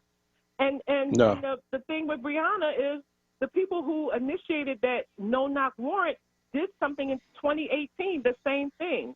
So they've been allowed to continue these things. No one died in that incident, but then this incident, he's killed. And I have to say this one last thing. I believe that white officers, I just don't believe anymore. I never believed it, that they should be in black neighborhoods. I mean, you didn't have, where are the black officers at? I don't even see any black officers anymore when all of these gang of white men are shooting down our black men in their back. They shot that guy in Baltimore, the guy here in Philly. Where are the black officers? Where is like a mediation officer? Charles, they're still doing the same things that they did that set it off with George Floyd. There's no change happening, and we got to push for the change. Okay, yeah, we do. We really have to. No, thank you. I appreciate you, Lola. Thanks so much. Appreciate you listening in too. So, speaking of like the basketball players making investments or the NBA as a league, it's time for folks in Philly pay very close attention to this demand by the 76ers, because with those types of demands become, those businesses, those franchises, those NBA franchises or NFL franchises, those teams making requests for taxpayer money to help build those stadiums. That's some of that taxpayer money is black money. And there's a lot of black support and black money that supports a very wealthy and successful franchise like the Philadelphia 76ers. So, you know, like that's where that could start. Like, let's start having that conversation. Like, okay, you want to build a stadium in Pennsylvania? Okay, well, you need to make investments in a city that's 45% black. And a lot of black folks who've supported you loyally over the years. Okay, well, where's the tangibles, as many of y'all like to say. But we'll talk more about that next week. All right, that wraps this Thursday edition of Reality Check. We got The Source with Andrea Lawful Sanders. That's coming up next on WURD. And really appreciate everyone listening in. Thanks, Troy Wilmore, for doing the best that he could as far as the technical issues. I'm sure we'll have that all worked out by Monday. In the meantime, Philly wants you to stay sharp, stay smart, and everyone else in Philly and beyond, all throughout, stay safe, stay safe. I will talk to you next week. All right, take care. Have a great weekend.